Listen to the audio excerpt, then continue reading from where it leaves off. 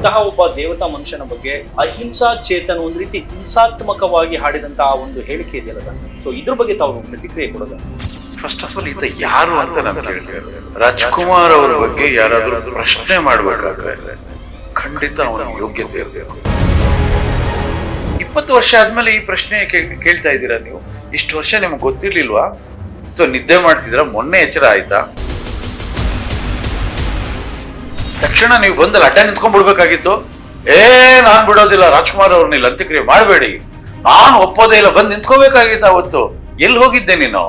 ಸಾಲದಿದ್ದಕ್ಕಲ್ಲಿ ಬೇರೆಯವರ ಹೆಸರೆಲ್ಲ ತರ್ತಾರೆ, ವಿಷ್ಣುವರ್ಧನ್ ಅವ್ರ ಹೆಸರು ತರ್ತಾರೆ. ಆ ಕುಟುಂಬ ಸಂತೃಪ್ತರಾಗಿದ್ದಾರೆ. ರಾಜ್ಕುಮಾರ್ ಅವರ ಸ್ಮಾರಕಕ್ಕೆ ಸರ್ಕಾರ 2.5 ಎಕರೆ ಜಾಗವನ್ನ ಕೊಟ್ಟಿಲ್ಲ. ಮಿಸ್ಟರ್ ಚೇತನ್ ಅವರೇ, ಏನಾರು ಮಾತಾಡ್ಬೇಕಾದ್ರೆ ಸರಿಯಾಗಿ ತಿಳ್ಕೊಳ್ಬೇಕು, ರಾಜ್ಕುಮಾರ್ ಅವ್ರ ಬಗ್ಗೆ ಮಾಹಿತಿ ತಗೊಳ್ಬೇಕು. ಸರ್ಕಾರ ಜಾಗವನ್ನ ಬನ್ನಿ ರಾಜ್ಕುಮಾರ್ ಕುಟುಂಬದವ್ರೆ ತಗೊಂಡೋಗಿ ಅಂತ ಬರೆದು ಕೊಟ್ಟಿಲ್ಲ. ನಿಮಗ್ ಗೊತ್ತಿಲ್ಲ, ಬನ್ನಿ ನಾನು ಪಾಠ ಮಾಡ್ತೀನಿ, ಬಂದು ಕುತ್ಕೊಳ್ಳಿ ನನ್ನ ಜೊತೆಲಿ. ನನ್ನನ್ನ ಈ ಜಾಗದಲ್ಲಿ ನೀವು ಕೂಡ್ಬೇಕು, ಇಲ್ಲೇ ಆಗ್ಬೇಕು, ನನ್ನ ತಮ್ಮನ ಪಕ್ಕದಲ್ಲಿ ಆಗ್ಬೇಕು. ಇಲ್ಲಿ ಅಣ್ಣವರು ಹೇಳಿದ್ರು. ಇದು ಇವತ್ತಿನವರೆಗೂ ಯಾವುದೇ ಮಾಧ್ಯಮದಲ್ಲಿ ಬಂದಿಲ್ಲ. ಕೆಲವು ಅವರ ಅಪ್ಪಟ ಅಭಿಮಾನಿಗಳ ಒತ್ತಾಯಕ್ಕೆ ಮುಖ್ಯಮಂತ್ರಿಗಳ ಮನವಿ ಜಾಗ ಕೊಡಿ ಅಂತ. ಆವತ್ತಿನ ಮುಖ್ಯಮಂತ್ರಿಗಳು ಸನ್ಮಾನ್ಯ ಕುಮಾರಸ್ವಾಮಿ ಅವರು. ನಿಮ್ಗೆ ಇನ್ನೊಂದು ವಿಷಯ ಹೇಳ್ತೀನಿ, ಕುಮಾರಸ್ವಾಮಿ ಅವರು ರಾಜ್ಕುಮಾರ್ ಅವರ ಅಪ್ಪಟ ಅಭಿಮಾನಿ. ಇದು ಮಧ್ಯರಾತ್ರಿ 2 ಗಂಟೆ ಸಮಯದಲ್ಲಿ ಅನೌನ್ಸ್ ಮಾಡ್ತಾರೆ. ಅವ್ರಿಗೆ ಇವತ್ತು ನಾನು ಈ ವಾಹಿನಿ ಮುಖಾಂತರ ಧನ್ಯವಾದಗಳನ್ನು ಹೇಳಿ, ಪುಣ್ಯದ ಕೆಲಸ ಮಾಡಿದ್ದಾರೆ. ನೀವು ಸಾಧನೆ ಮಾಡಿದಿರಿ, ಪ್ರಶಸ್ತಿಗಳು ಬಂದಿದೆ, ನಿಮ್ಗೆ ಜಾಗ ಕೊಡ್ತೀವಿ ತಗೊಳ್ಳಿ ಅಂತ. ಇಲ್ಲದೆ ಇರೋರು ಕೊಡಿ ಅಂತ ತಗೊಳ್ಳೋದೇ ಇಲ್ಲ. ಚಿತ್ರರಂಗವನ್ನ ಕಟ್ಟಿ ಬೆಳೆಸಿದಂತವ್ರು ಡಾಕ್ಟರ್ ರಾಜ್ಕುಮಾರ್ ಅವರು. ಈ ಅಜ್ಞಾನಿಗೆ ಗೊತ್ತಿದ್ಯಾ ಅದು? ಅವ್ರ ಬಗ್ಗೆ ಮಾತಾಡ್ತಾನಲ್ಲ, ಏನ್ ಮಾಡ್ಬೇಕು ಅವ್ರನ್ನ?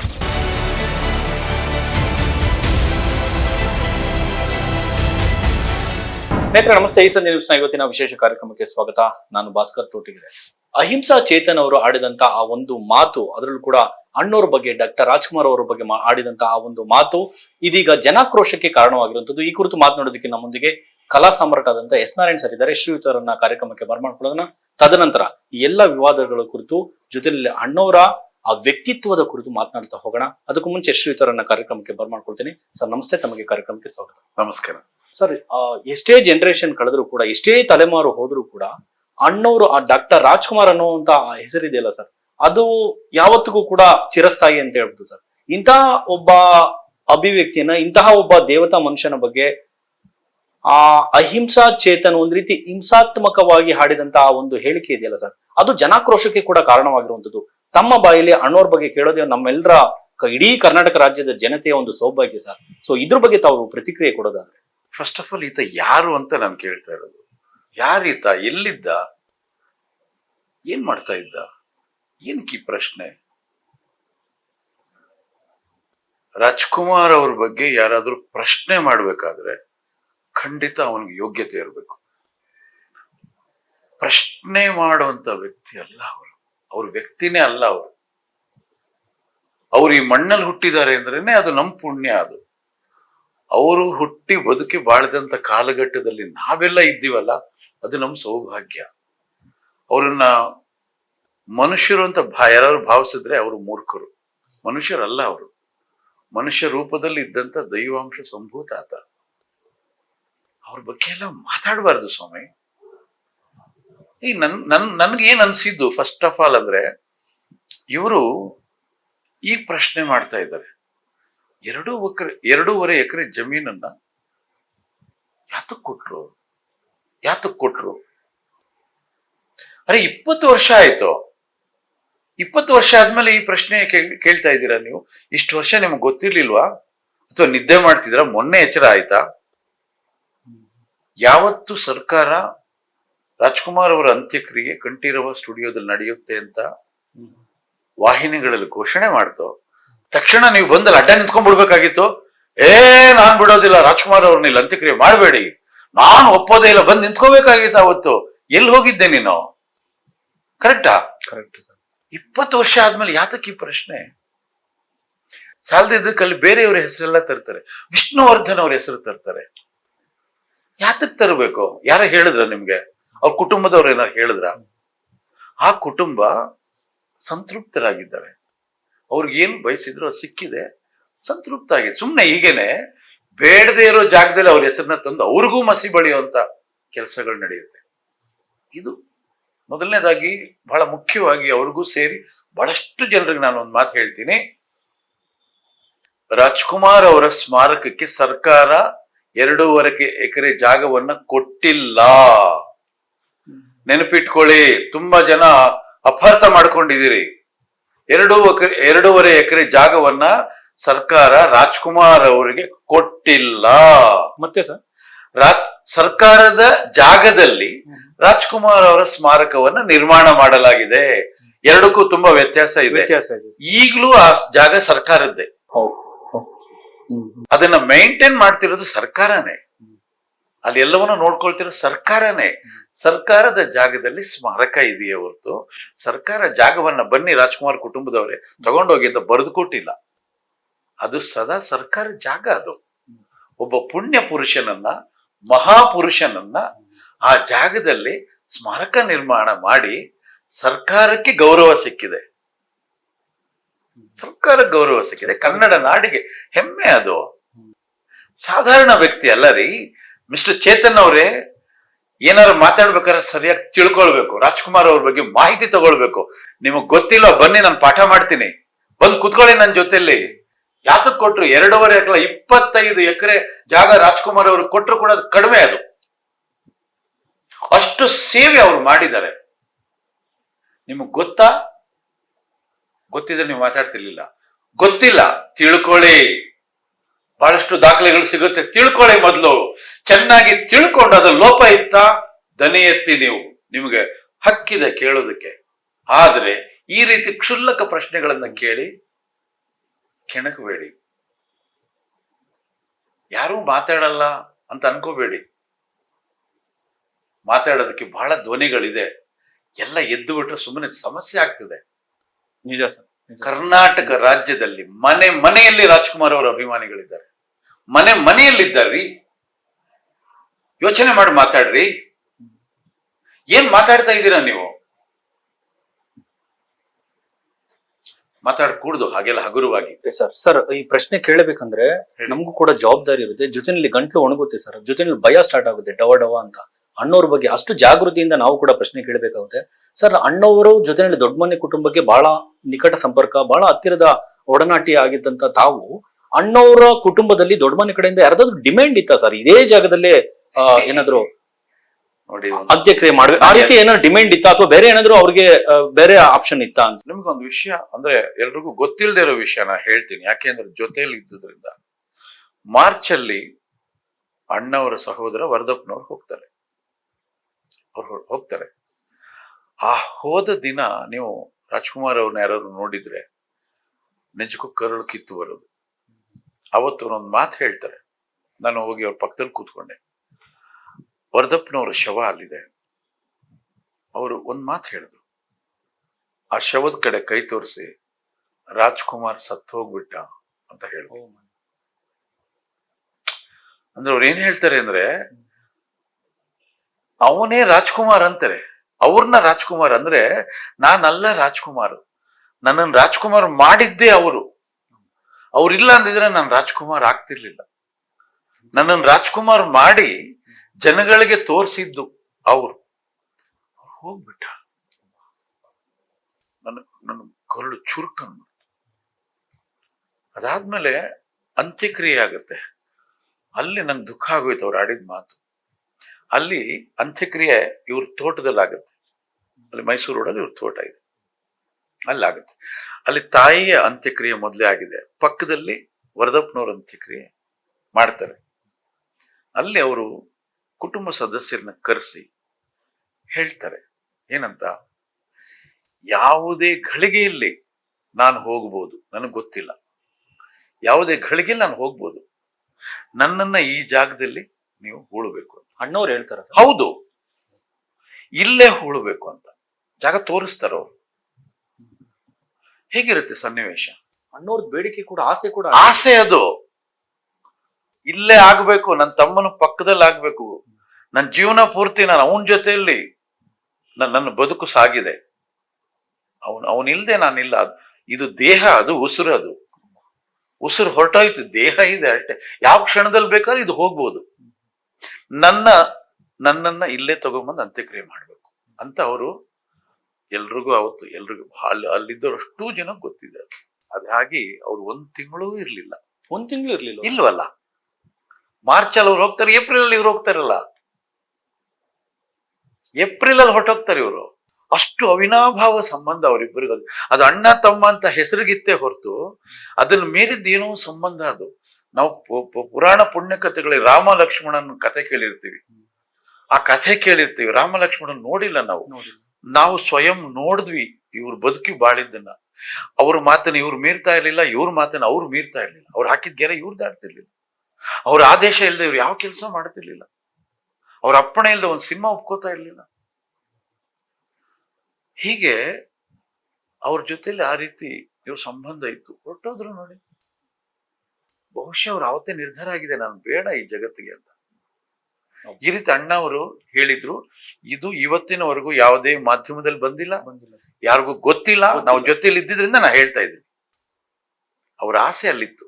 ಅದು ಅವ್ರ ಸ್ವಂತ ಜಾಗ.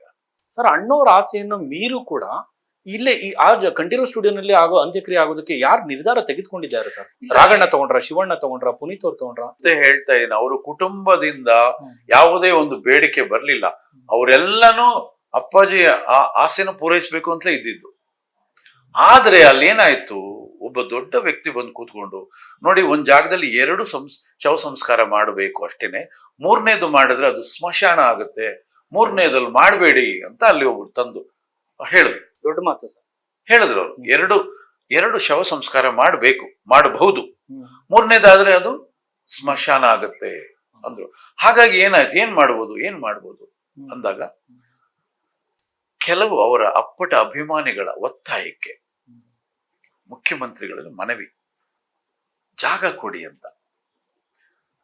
ಆವತ್ತಿನ ಮುಖ್ಯಮಂತ್ರಿಗಳು ಸನ್ಮಾನ್ಯ ಕುಮಾರಸ್ವಾಮಿ ಅವರು. ನಿಮ್ಗೆ ಇನ್ನೊಂದು ವಿಷಯ ಹೇಳ್ತೀನಿ. ಕುಮಾರಸ್ವಾಮಿಯವರು ರಾಜ್ಕುಮಾರ್ ಅವರ ಅಪ್ಪಟ ಅಭಿಮಾನಿ. ಎಂಥ ಅಭಿಮಾನಿ ಅಂದ್ರೆ ಅವರ 206 ಚಿತ್ರಗಳಲ್ಲಿ ಬಹುಶಃ 200 ಸಿನಿಮಾ ನೋಡಿದ್ದಾರೆ ಅವರು. ಅವರು ಪ್ರತಿ ಸಿನಿಮಾನ 4-5 ಸಲ ನೋಡಿದ್ದಾರೆ. ಅಷ್ಟು ಬರೀ ನೋಡೋದಲ್ಲ, ಅವರ ಚಿತ್ರದ ಸಂಭಾಷಣೆಗಳು, ಸಿನಿಮಾ ಹಾಡುಗಳು, ಅವರ ಬದುಕಿನ ಆದರ್ಶಗಳು ಎಲ್ಲವನ್ನ ಅವರು ಮೈಗೂಡಿಸ್ಕೊಂಡು ಅದರಂತೆ ಬದುಕ್ತಾ ಇದ್ರು ಅವರು. ಹಾಗಾಗಿ ಅವ್ರಿಗೆ ಏನಾಯ್ತು, ರಾಜ್ಕುಮಾರ್ ಅವ್ರಿಗೆ ಜಾಗ ಕೊಡಬೇಕು. ನನ್ನ ಅವಧಿಯಲ್ಲಿ ನಾನು ಮುಖ್ಯಮಂತ್ರಿ ಆಗಿದ್ದಾಗ ಸರ್ಕಾರದಿಂದ ಒಂದು ಜಾಗ ಎಲ್ಲಾದ್ರೂ ವ್ಯವಸ್ಥೆ ಮಾಡ್ಬೇಕು, ಒಳ್ಳೆ ಸ್ಮಾರಕ ಮಾಡ್ಬೇಕು.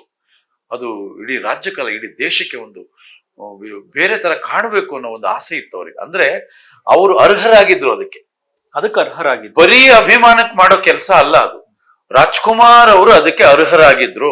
ಅವ್ರಿಗೆ ಅದನ್ನ ಪಡ್ಕೊಳ್ಳೋ ಎಲ್ಲಾ ಅರ್ಹತೆ ಇತ್ತು. ಹಾಗಾಗಿ ಅವರು ನಿರ್ಧಾರ ಮಾಡಿದಾಗ 10 ಜಾಗಗಳನ್ನ ಅಲ್ಲಿದ್ದಂತ ಅಧಿಕಾರಿಗಳು ಸೂಚಿಸಿದಾಗ ಪ್ರಮುಖವಾಗಿ ಕಂಠೀರವ ಸ್ಟುಡಿಯೋವನ್ನ ಕೆಲವು ತುಂಬಾ ಆಪ್ತರು, ಅಣ್ಣವರಿಗೆ ಬಹಳ ಆಪ್ತರು, ಇಲ್ಲಿ ಮಾಡಿದ್ರೆ ಚೆನ್ನಾಗಿರುತ್ತೆ, ತುಂಬಾ ಹೊರಗಡೆ ಊರಿನಿಂದ ಬಂದು ಹೋಗೋರು ಒಂದು ದರ್ಶನ ಮಾಡಿ ಆಶೀರ್ವಾದ ತಗೊಂಡು ಹೋಗ್ತಾರೆ, ಅಣ್ಣವ್ರ ಸಮಾಧಿ ಇದ್ರೆ, ಸ್ಮಾರಕ ಇದ್ರೆ ಅಂತ ಕೇಳ್ಕೊಂಡಾಗ ಏನು ಮಾತಾಡಿಲ್ಲ. ಮಾಡಿಯಲ್ಲಿ ಇದು ಮಧ್ಯರಾತ್ರಿ 2 ಗಂಟೆ ಸಮಯ. ಅಷ್ಟು ಸಮಯದಲ್ಲಿ ಅನೌನ್ಸ್ ಮಾಡ್ತಾರೆ. ಅವ್ರಿಗೆ ಇವತ್ತು ನಾನು ಈ ವಾಹಿನಿ ಮುಖಾಂತರ ಧನ್ಯವಾದಗಳನ್ನು ಹೇಳ್ತೀನಿ. ಪುಣ್ಯದ ಕೆಲಸ ಮಾಡಿದ್ದಾರೆ ಅವರು. ಇಡೀ ರಾಜ್ಯದ ಜನ ಅವ್ರಿಗೆ ಥ್ಯಾಂಕ್ಸ್ ಹೇಳ್ಬೇಕು, ಅಭಿನಂದನೆ ಕೆಲಸ ಮಾಡಿದ್ದಾರೆ. ಹಾಗಾದ್ರೆ ಕುಮಾರಸ್ವಾಮಿ ದಡ್ರ? ಇವ್ರು ಪ್ರಶ್ನೆ ಕೇಳ್ತಾವ್ರು, ದಡ್ರ ಅವರು? ಅಲ್ಲಿರ್ತಕ್ಕಂಥ ಅಧಿಕಾರಿಗಳು ದಡ್ರ? 20 ವರ್ಷ ಕರ್ನಾಟಕದಲ್ಲಿ ಯಾರೊಬ್ರು ಪ್ರಶ್ನೆ ಮಾಡಿಲ್ವಲ್ಲ, ಇಲ್ಲಿ ಇರೋರು ಅಷ್ಟು ಜನ ದಡ್ರ? ನೀನೊಬ್ಬನೇ ಬುದ್ಧಿವಂತನ ನೀನ್ ಕೇಳ್ತಾ ಇದ್ದೆ ಇವತ್ತು ಯಾತಕ್ ಕೊಟ್ರು ಅಂತ ಹೇಳಿ? ಅವಿವೇಕಿಗಳಲ್ಲಿ ಇರೋರು ಎಲ್ರು ಕೂಡ, ಯಾರಿಗೂ ಬುದ್ಧಿ ಇಲ್ವಾಗಾರೆ? ಎಲ್ರು ಒಪ್ಕೊಂಡಿದಾರಲ್ಲ, ಅದನ್ನ ಸರ್ಕಾರದ ನಿರ್ಣಯವನ್ನ ಒಪ್ಕೊಂಡಿದಾರಲ್ಲ. ಸರ್, ಅನಿವಾರ್ಯ ಸರ್. ಕೆಲವೊಮ್ಮೆ ಇಂತಹ ಅಜ್ಞಾನಿಗಳಿಗೂ ತಮ್ಮಂತವರು ಉತ್ತರ ಕೊಡ್ಲೇಬೇಕಾಗುತ್ತೆ ಸರ್. ಇದು ಈಗ ಆ ದಿನಗಳು ಚೇತನ ಹೇಳಿರುವಂತಹ ಮತ್ತೊಂದು ಪ್ರಶ್ನೆ, ಆ ಪ್ರಶ್ನೆಗೆ ತಾವು ಉತ್ತರ ಕೊಡ್ಲೇಬೇಕು. ಅವ್ರು ಹೇಳ್ತಾರೆ ಸರ್, ಮುಂದುವರೆದು ಟ್ವೀಟ್ ನಲ್ಲಿ ಹೇಳ್ತಾರೆ, 21ನೇ ಶತಮಾನದ ಭಾರತದಲ್ಲಿ ಪ್ರಮುಖ ಹೋರಾಟವೇ ಭೂಮಿ ಆಗಿತ್ತು.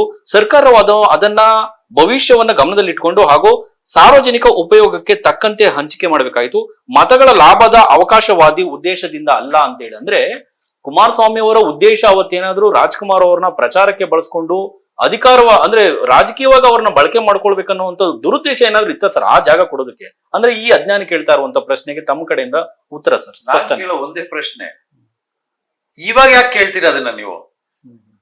ಇವಾಗ ಯಾತಕ್ಕೆ ಕೇಳ್ತೀರಾ? ಯಾರನ್ನ ಕೇಳ್ತಾ ಇದ್ದೀರಾ ನೀವು? ಪ್ರಶ್ನೆ ಯಾರನ್ನ ಮಾಡ್ತಾ ಇದ್ದೀರಾ ನೀವು? ನಿಮ್ ಪ್ರಶ್ನೆ ಯಾರಿಗೆ? ನಂಗೆ ಅದಕ್ಕೆ ಉತ್ತರ ಕೊಡಿ. ನಿಮ್ಮ ಪ್ರಶ್ನೆ ಯಾರಿಗೆ? ಅಣ್ಣವ್ರ ಕುಟುಂಬಕ್ಕೋ, ಈಗಿರ್ತಕ್ಕಂಥ ಸರ್ಕಾರಕ್ಕೋ, ಅಥವಾ ಅಭಿಮಾನಿಗಳಿಗೋ, ರಾಜ್ಯದ ಜನತೆಗೋ? ನಿಮ್ ಪ್ರಶ್ನೆ ಯಾರಿಗೆ? ಉತ್ತರ ಯಾರು ಕೊಡ್ಬೇಕು ನಿಮ್ಗೆ? ಯಾರನ್ನ ಕೇಳ್ತಾ ಇದ್ದೀರಾ ನೀವು? ನಿಮ್ಗೆ ಕರೆಕ್ಟ್ ಆಗಿ ಕ್ಲಾರಿಟಿ ಇಲ್ಲ, ನೀವ್ ಯಾರನ್ನ ಕೇಳ್ಬೇಕು ಅಂತ. ಈ ಪ್ರಶ್ನೆ ಯಾವಾಗ ಕೇಳ್ಬೇಕು ಅಂದ್ರೆ, ಅವತ್ತು ಅವರು ನಮ್ಮಿಂದ ದೂರವಾದ ದಿನ ಏಪ್ರಿಲ್ 12, ಅವತ್ತು 12 ಮಧ್ಯರಾತ್ರಿ ಸರ್ಕಾರ ಘೋಷಣೆ ಮಾಡುತ್ತೆ, ಕಂಠೀರವ ಸ್ಟುಡಿಯೋದಲ್ಲಿ ರಾಜ್ಕುಮಾರ್ ಅವರ ಅಂತ್ಯಕ್ರಿಯೆ ಆಗುತ್ತೆ ಅಂತ ಬೆಳಗಿನ ಜಾವ ಎಲ್ಲ ಪೇಪರಲ್ಲೂ ಟಿವಿಯಲ್ಲೂ ಬರುತ್ತೆ. ನೀವು ಅವತ್ತೇ ತಡಿಬೇಕು ಅದನ್ನ. ನಿಮಗೆ ಸಾಮಾಜಿಕ ಕಳಕಳಿ ಇದ್ದಾಗ ಅವತ್ತೇ ತಡಿಬೇಕು ತಾನೇ ನೀವು. 20 ವರ್ಷ ಏನ್ರಿ ಮಾಡ್ತಿದ್ರಿ ನೀವು? ಈ ಪ್ರಶ್ನೆ ನಾನ್ ಕೇಳ್ಬೇಕಲ್ವಾ? ಹೌದು ಸರ್. 20 ವರ್ಷ ಏನ್ ಮಾಡ್ತಾ ಇದ್ರಿ? ನಾನ್ ಹೇಳ್ತಾ ಇದ್ದೀನಿ, ಅವ್ರು 2.5 ಎಕರೆ ಜಾಗದಲ್ಲಿ ಸ್ಮಾರಕ ಮಾಡ್ತಾ ಇದ್ದಿದ್ದು ನಾನು ಸಮರ್ಥನೆ ಮಾಡ್ಕೋತಾ ಇದ್ದೀನಿ. ಬಿಕಾಸ್ ಅವ್ರಿಗೆ ಎಷ್ಟು ಅರ್ಹತೆ ಇತ್ತು ಅಂತ ನಾನು ಇವಾಗ ಹೇಳ್ತೀನಿ. ಅವ್ರೊಂದು ಪ್ರಶ್ನೆ ಕೇಳ್ತಾರೆ, ಕೊಡುಗೆ ಏನು? ರಾಜ್ಕುಮಾರ್ ಕೊಡುಗೆ, ಅವರಷ್ಟೇ ಕೊಡುಗೆ, ಅವ್ರು ಕೊಟ್ಟಿದ್ದಾರೆ, ಇವ್ರು ಕೊಟ್ಟಿದ್ದಾರೆ. ಹಾಗಾದ್ರೆ ಏನ್ ಸರ್ ಡಾಕ್ಟರ್ ರಾಜ್ಕುಮಾರ್ ಅವರ ಕೊಡುಗೆ ಈ ರಾಜ್ಯಕ್ಕೆ ಏನು ಸರ್? ತಮ್ಮ ಬಾಯಿಂದ ಕೇಳೋದೇ ನಮ್ಮ ಭಾಗ್ಯ ಸರ್. ನೋಡಿ, ರಾಜ್ಕುಮಾರ್ ಅವರು ಬರೀ ಕಲಾವಿದರಾಗಿದ್ರೆ ನೀವು ಸ್ಮಾರಕಕ್ಕೆ ಜಾಗ ಕೊಡ್ಬೇಕು. ಯಾಕೆ ಹೇಳ್ತೀನಿ ಅಂದ್ರೆ, ಕಲಾವಿದ ಸಂಭಾವನೆ ತಗೊಳ್ತಾನೆ, ಅಭಿನಯಿಸ್ತಾನೆ, ಜನಗಳನ್ನು ಮನರಂಜನೆ ಮಾಡ್ತಾನೆ, ಹೊರಟೋಗ್ತಾನೆ. ಇಷ್ಟೇ ಅವನ ಕೆಲಸ. ಅದಷ್ಟೇ ಆಗಿದ್ರೆ ನೀನ್ ರೈಟ್, ನಿನ್ ಜೊತೆ ನಾನು ನಿಂತ್ಕೋತೀನಿ. ಅದಷ್ಟೇ ಅಲ್ವಲ್ಲ, ಅದನ್ನ ಮೀರಿದ 100 ಸರ್ವಿಸ್ ಇಲ್ಲ ಆಗಿದೆ ಅಲ್ಲ, 100 ಸರ್ವಿಸ್ ಇಲ್ಲ ಆಗಿದೆ ಅಲ್ಲ. ಒಂದು ಸಣ್ಣ ಎಕ್ಸಾಂಪಲ್ ಕೊಡ್ತೀನಿ. ಉದಾಹರಣೆಗೆ 54ನೇ ಇಸ್ವಿಲಿ ರಾಜ್ಕುಮಾರ್ ಅವರು ಚಿತ್ರರಂಗಕ್ಕೆ ಬರ್ತಾರೆ. 54ರಲ್ಲಿ ಬರ್ತಾರೆ. ಗೊತ್ತಿಲ್ಲ ಅವ್ರಿಗೆ ಸಿನಿಮಾ ಆಕ್ಟ್ ಮಾಡ್ಬೇಕು. ರಂಗಭೂಮಿಯಿಂದ ಬಂದವರು ಆಕ್ಟ್ ಮಾಡ್ತಾರೆ. 1 ಸಿನಿಮಾ ಆಯ್ತು, 2 ಸಿನಿಮಾ ಆಯ್ತು, 3 ಸಿನಿಮಾ ಆಯ್ತು, 4 ಸಿನಿಮಾ ಆಯ್ತು. ಸಿನಿಮಾ ಬಿಡುಗಡೆ ಆಗುತ್ತೆ, ಚೆನ್ನಾಗಿ ಹೋಗ್ತಾ ಇದೆ. ಬಟ್ ಅದು ಹೇಗೆ ಹೋಗ್ತಾ ಇದೆ, ಎಲ್ಲಿ ಹೋಗ್ತಾ ಇದೆ, ಏನಾಗ್ತಿದೆ, ಹೂಡಿಕೆ ಎಷ್ಟು, ಲಾಭ ಎಷ್ಟು, ನಷ್ಟ ಎಷ್ಟು ಗೊತ್ತಿಲ್ಲ ಅವ್ರಿಗೆ. ಏನು ಗೊತ್ತಿಲ್ಲ. ಯಾಕೆಂದ್ರೆ ಚಿತ್ರೀಕರಣ ಎಲ್ಲ, ಈ ಸಿನಿಮಾ ಚಟುವಟಿಕೆಗಳೆಲ್ಲ ಚೆನ್ನೈಲಾಗುತ್ತೆ, ಸಿನಿಮಾ ಕರ್ನಾಟಕದಲ್ಲಿ ಬಿಡುಗಡೆ ಆಗುತ್ತೆ. ಇಲ್ಲಿ ಏನಾಗುತ್ತೆ ಅಂತ ಗೊತ್ತಾಗಕ್ ಸಾಧ್ಯನೇ ಇಲ್ಲ. ಇವತ್ತಿನ ಹಾಗೆ ವಾಹಿನಿಗಳಾಗ್ಲಿ, ಸೋಷಿಯಲ್ ಮೀಡಿಯಾಗಳಾಗ್ಲಿ, ಅಥವಾ ಕನ್ನಡದ ದಿನಪತ್ರಿಕೆಗಳಾಗ್ಲಿ ಅಲ್ಲಿ ಬರೋದೇ ಇಲ್ಲ. ಕರ್ನಾಟಕದಲ್ಲಿ ಏನೇ ನಡೆದ್ರು ತಮಿಳ್ನಾಡು ಗೊತ್ತಾಗ್ಬೇಕಾದ್ರೆ ದೊಡ್ಡವ್ರಿಗೆ ಗೊತ್ತಾಗಬೇಕು ಹೊರತು ಸಾಮಾನ್ಯ ಜನರು ಗೊತ್ತಾಗಕ್ ಸಾಧ್ಯನೇ ಇಲ್ಲ. ಅವರು ಒಂದ್ಸಲ ಬೆಂಗಳೂರಿಗೆ ಬರ್ತಾರೆ, ಅವ್ರದ್ದೊಂದು ಸಿನಿಮಾ ಬಿಡುಗಡೆ ಆಗತ್ತೆ. ಬಂದಾಗ ನೋಡ್ತಾರೆ, ಕೆಂಪೇಗೌಡ ರಸ್ತೆಯಲ್ಲಿ ಒಂದು ಚಿತ್ರಮಂದಿರದಲ್ಲಿ ಒಂದು ಮಾರ್ನಿಂಗ್ ಶೋ ಹಾಕಿರ್ತಾರೆ. ಅಷ್ಟೇ ಅದು. ನಿಮ್ಗೆ ಅರ್ಥ ಆಗುತ್ತೆ ನಾ ಹೇಳೋದು? ಕೆಂಪೇಗೌಡ ರಸ್ತೆಯಲ್ಲಿ ಅವತ್ತು ಎಷ್ಟು ಸಿನಿಮಾ ಮಂದಿರಗಳು ಇರುತ್ತೆ ಅಂದ್ರೆ, ಅಲ್ಲಿಂದ ಬರ್ತೀನಿ ನಾನು. ಪ್ರಭಾತ್, ಸ್ಟೇಟ್ಸು, ಸಾಗರ್, ಮೇನಕ, ಕೆಂಪೇಗೌಡ ಅಭಿನಯ ಇರ್ಲಿಲ್ಲ ಅವಾಗ. ಕೆಂಪೇಗೌಡ, ಕಲ್ಪನಾ, ಅಲಂಕಾರ್, ಸಂತೋಷ್, ಸಪ್ನ, ನರ್ತಕಿ, ತ್ರಿವೇಣಿ, ಮೆಜೆಸ್ಟಿಕ್, ಸಂಗಮ್, ಅಪರ್ಣ, ಕಪಾಲಿ, ಮೂವಿಲ್ಯಾಂಡ್, ಹಿಮಾಲಯ, ಭಾರತ್, ಇಷ್ಟು ಚಿತ್ರಮಂದಿರಗಳು ಮೆಜೆಸ್ಟಿಕ್ ಅಲ್ಲಿ ಇದ್ದಂತ ಚಿತ್ರಮಂದಿರಗಳು. ಆದ್ರೆ ಇಷ್ಟು ಚಿತ್ರಮಂದಿರಗಳಲ್ಲಿ ಒಂದೇ ಒಂದು ಸಿನಿಮಾದಲ್ಲಿ ಒಂದು ಮಾರ್ನಿಂಗ್ ಶೋ ರಾಜ್ಕುಮಾರ್ ಅವ್ರ ಸಿನಿಮಾ, ಅದು ಕನ್ನಡ, ಅದೊಂದೇ ಕನ್ನಡ ಸಿನಿಮಾ. ಹಾಗೆ ಇಷ್ಟು ಚಿತ್ರಮಂದಿರಗಳು ಏನು ಅಂತ ನೀವು ಪ್ರಶ್ನೆ ಕೇಳಲ್ಲ ಅದನ್ನ? ಹೌದು ಸರ್, ಆಶ್ಚರ್ಯ ಸರ್. ಅಷ್ಟು ಚಿತ್ರಮಂದಿರಗಳು, ಅದ್ರಲ್ಲೂ ಮಾರ್ನಿಂಗ್ ಶೋ ಮಾತ್ರ ಕನ್ನಡದ್ದು, ಅಣ್ಣವ್ರದ್ದು ಮಾತ್ರ ರೆಗ್ಯುಲರ್ ಶೋನು ಕೊಡ್ತಾ ಇರ್ಲಿಲ್ಲ. ಅಂದ್ರೆ ಯಾಕೆ ಸರ್ ಪರಿಸ್ಥಿತಿ ಆತರ ಇತ್ತ ಸರ್? ಕನ್ನಡ ಸಿನಿಮಾಗಳಿಗೆ ಅವಕಾಶ ಇರ್ಲಿಲ್ಲ? ಅವಕಾಶ ಅಂತ ಅಲ್ಲ, ಕನ್ನಡ ಸಿನಿಮಾ ಬೇಡಿಕೆ ಇರ್ಲಿಲ್ಲ ಸ್ವಾಮಿ. ಕನ್ನಡ ಸಿನಿಮಾ ನೋಡ್ಬೇಕು ಅಂತ ಜನಗಳಿಗೆ ಗೊತ್ತಿಲ್ಲ. ಡಬ್ಬಿಂಗ್ ಸಿನಿಮಾಗಳು ಬರ್ತಾ ಇತ್ತು, ತೆಲುಗು ಸಿನಿಮಾ ಕನ್ನಡದಲ್ಲಿ ಡಬ್ ಆಗಿ ಬರ್ತಾ ಇತ್ತು. ಅದನ್ನ ದೊಡ್ಡ ಥಿಯೇಟರ್ ಹಾಕೋರು, NT ರಾಮರಾವ್ ನಿಂತ್ಕೊಳ್ಳೋರು ಅದ್ರಲ್ಲಿ. ಇನ್ನೊಂದು ಥಿಯೇಟರ್ ಅಲ್ಲಿ ಕಟ್ಔಟ್ SV ರಂಗರಾವ್. ಈ ತರ ತಮಿಳು ತೆಲುಗು ಸಿನಿಮಾಗಳ ಡಬ್ಬಿಂಗ್ ಸಿನಿಮಾಗಳು. ಹಿಂದಿ ಸಿನಿಮಾ ನೇರ ಧರ್ಮೇಂದ್ರ ಅವ್ರದ್ದು, ಅವತ್ತಿನ ಅಲ್ಲಿ ರಾಜ್ಕುಮಾರ್ ಅಂತ ಇದ್ರು, ರಾಜ್ ಕಪೂರ್, ರಾಜ್ಕುಮಾರ್ ಅಂತ ಇದ್ರು ಹಿಂದಿ, ಅವ್ರ ಸಿನಿಮಾಗಳು. ತಮಿಳಿನ MGR, ಶಿವಾಜಿ ಗಣೇಶನ್ ಸಿನಿಮಾಗಳು, ದೊಡ್ಡ ಬ್ಯಾನರ್ಗಳು. ಕೆಂಪೇಗೌಡ ರೋಡ್ ತುಂಬಾ ಹಾವಳಿ. ಆಗ ಅವ್ರು ಯೋಚನೆ, ಯಾಕೆ ನಮ್ದು ಕನಿಷ್ಠ ಒಂದು 3 ಶೋನಾರು ಸಿಗ್ಬೇಕಲ್ವಾ ಅಂತ ಯಾರು ಕರೆದು ಕೇಳ್ತಾರೆ. ಏನ್ ಸುಮ್ಮನೆ ಇದು ನಮ್ದು 3 ಶೋ, ಅಯ್ಯೋ ಮಾರ್ನಿಂಗ್ ಶೋನೇ ಕೊಡಲ್ಲ ಸರ್ ಇಲ್ಲಿ. ಮಾರ್ನಿಂಗ್ ಶೋಗೆ ನಾವು ಹೋರಾಟ ಮಾಡ್ತಾ ಇದ್ದೀವಿ, ಸಿಗಲ್ಲ. ಅಲ್ಲಿ ಶಿವಾಜಿ ಥಿಯೇಟರ್ ಅಂತ ಇತ್ತು ಇದರಲ್ಲಿ ಜೆ.ಸಿ. ರೋಡ್ ಅಲ್ಲಿ. ಅದು ಅಲ್ಲೊಂದು ಮಾರ್ನಿಂಗ್ ಶೋ, ಇಲ್ಲೊಂದು ಮಾರ್ನಿಂಗ್ ಶೋ, 2 ಮಾರ್ನಿಂಗ್ ಶೋ. ಈ ಕಡೆ ಹಾಸನದಲ್ಲಿ ಒಂದು ಪಿಕ್ಚರ್ ಪ್ಯಾಲೇಸ್, ಆಮೇಲೆ ಇದರಲ್ಲಿ ಮೈಸೂರಲ್ಲಿ ಅಪೇರ, ತುಮಕೂರಲ್ಲಿ ಪ್ರಶಾಂತ್, ದಾವಣಗೆರೆಯಲ್ಲಿ ಮೋತಿ. ಈ ತರ ನೋಡಿ, ನಾನು ಥಿಯೇಟರ್ಗಳೆಲ್ಲ ಎಷ್ಟು ಕರೆಕ್ಟಾಗಿ ಹೇಳ್ತಾ ಇದ್ದೀನಿ. ಆಗಿನ ಕಾಲದ್ದು ನಾನು ಹೇಳ್ತಾ ಇರೋದು ಒಂದೊಂದೊಂದು ಮಾರ್ನಿಂಗ್ ಶೋ. ಥಿಯೇಟರ್ಗಳು ತುಂಬಾ ಇದ್ರುವೆ ಇರ್ತಿರ್ಲಿಲ್ಲ. ಡಬ್ಬಿಂಗ್ ಸಿನಿಮಾಗಳು ತುಂಬಿ ತುಳುಕಾಡ್ತಿತ್ತು ರಾಜ್ಯದಲ್ಲಿ. ಕನ್ನಡ ಸಿನಿಮಾಗಳೇ ಇಲ್ಲ ಸರ್. ಇಲ್ಲ. ಯಾವಾಗ ಡಬ್ಬಿಂಗ್ ಚಿತ್ರಗಳು ಜಾಸ್ತಿ ಆಗ್ತಿತ್ತು, ಕನ್ನಡ ಸಿನಿಮಾ ನಿರ್ಮಾಣನೇ ಮಾಡ್ತಿರ್ಲಿಲ್ಲ ಯಾರು. ಯಾಕೆ ಅವಾಗ 1,20,000 ಒಂದು ಸಿನಿಮಾ ಆಗೋದು. 1 ಲಕ್ಷದಲ್ಲಿ ಸಿನಿಮಾ ಮುಗಿಸ್ಬಿಡ್ತಾ ಇದ್ದಾರೆ ಸರ್. ಹೌದು, 1.25 ಲಕ್ಷ, 1.5 ಲಕ್ಷ ಆದ್ರೆ ದೊಡ್ಡ ಸಿನಿಮಾ ಅದು. 2 ಲಕ್ಷದಲ್ಲಿ ಮಾಡಿದ್ರು ತುಂಬಾ ದೊಡ್ಡ ಸಿನಿಮಾ ಅದು ಅವತ್ತಿನ ಕಾಲಕ್ಕೆ. 10,000 15,000 ರೂಪಾಯಿ ಒಳಗೆ ಡಬ್ಬಿಂಗ್ ಸಿನಿಮಾ ರೆಡಿ ಆಗೋದು. ಅವಾಗ ಹೂಡಿಕೆ ಮಾಡೋರು ಯಾವ್ದು ಯೋಚನೆ ಮಾಡ್ತಾನೆ? ಕಡಿಮೆ ಇರುವಂತದ್ದು ಗಳಿಕೆ. ಅದಕ್ಕೂ ಅಷ್ಟೇ, ಇದಕ್ಕೂ ಅಷ್ಟೇನೆ. ಅದನ್ನ ಮಾಡ್ತಿದ್ದ.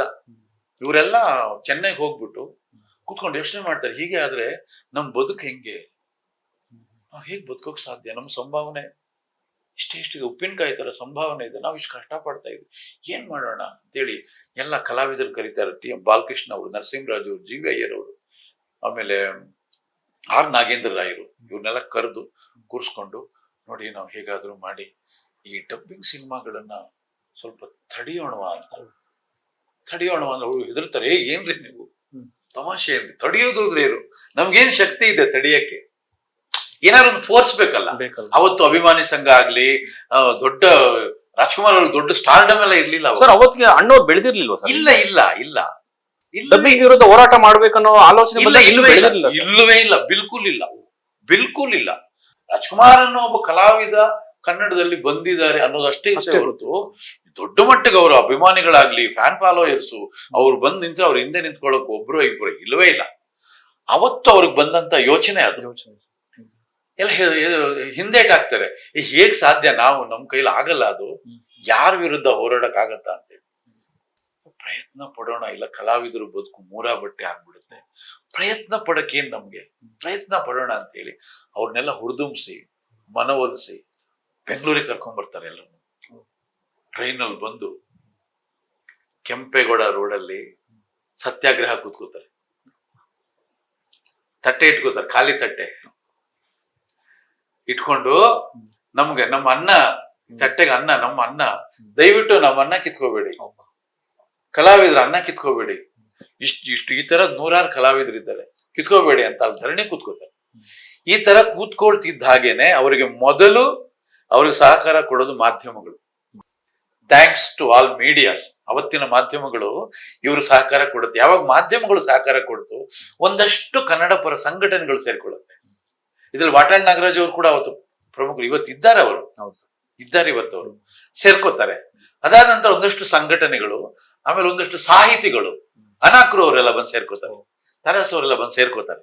ಇವರೆಲ್ಲ ಸೇರ್ಕೊಂಡು ತುಂಬಾ ಗಟ್ಟಿಯಾಗಿ ಪ್ರತಿಭಟನೆ ಮಾಡಿದಾಗ ಬೇರೆ ರಾಜ್ಯದಲ್ಲಿ ಇರ್ತಕ್ಕಂಥ ಚಲನಚಿತ್ರ ಮಂಡಳಿಯವರು, ಒಬ್ಬ ರಾಜ್ಕುಮಾರ್ ಅನ್ನೋ ಕಲಾವಿದ ಅವನ ಅನ್ನಕ್ಕೋಸ್ಕರ ಹೋಗಲ್ಲಿ ತಟ್ಟೆ ಇಟ್ಕೊಂಡು ಬೇಡ್ಕೋತಾ ಇದ್ದಾನೆ, ನಾವ್ಯಾಕ್ರಿ ಅದನ್ನ ಕಿತ್ಕೊಳ್ಬೇಕು, ಬೇಡ ಬಿಡ್ರಿ, ನಮ್ಗೆ ಇಲ್ಲಿ ಸಮೃದ್ಧವಾಗಿದ್ದೀವಿ, ನಿಲ್ಸೋಣ ಅಂತೆಲ್ಲ ತೀರ್ಮಾನ ಮಾಡ್ತಾರೆ,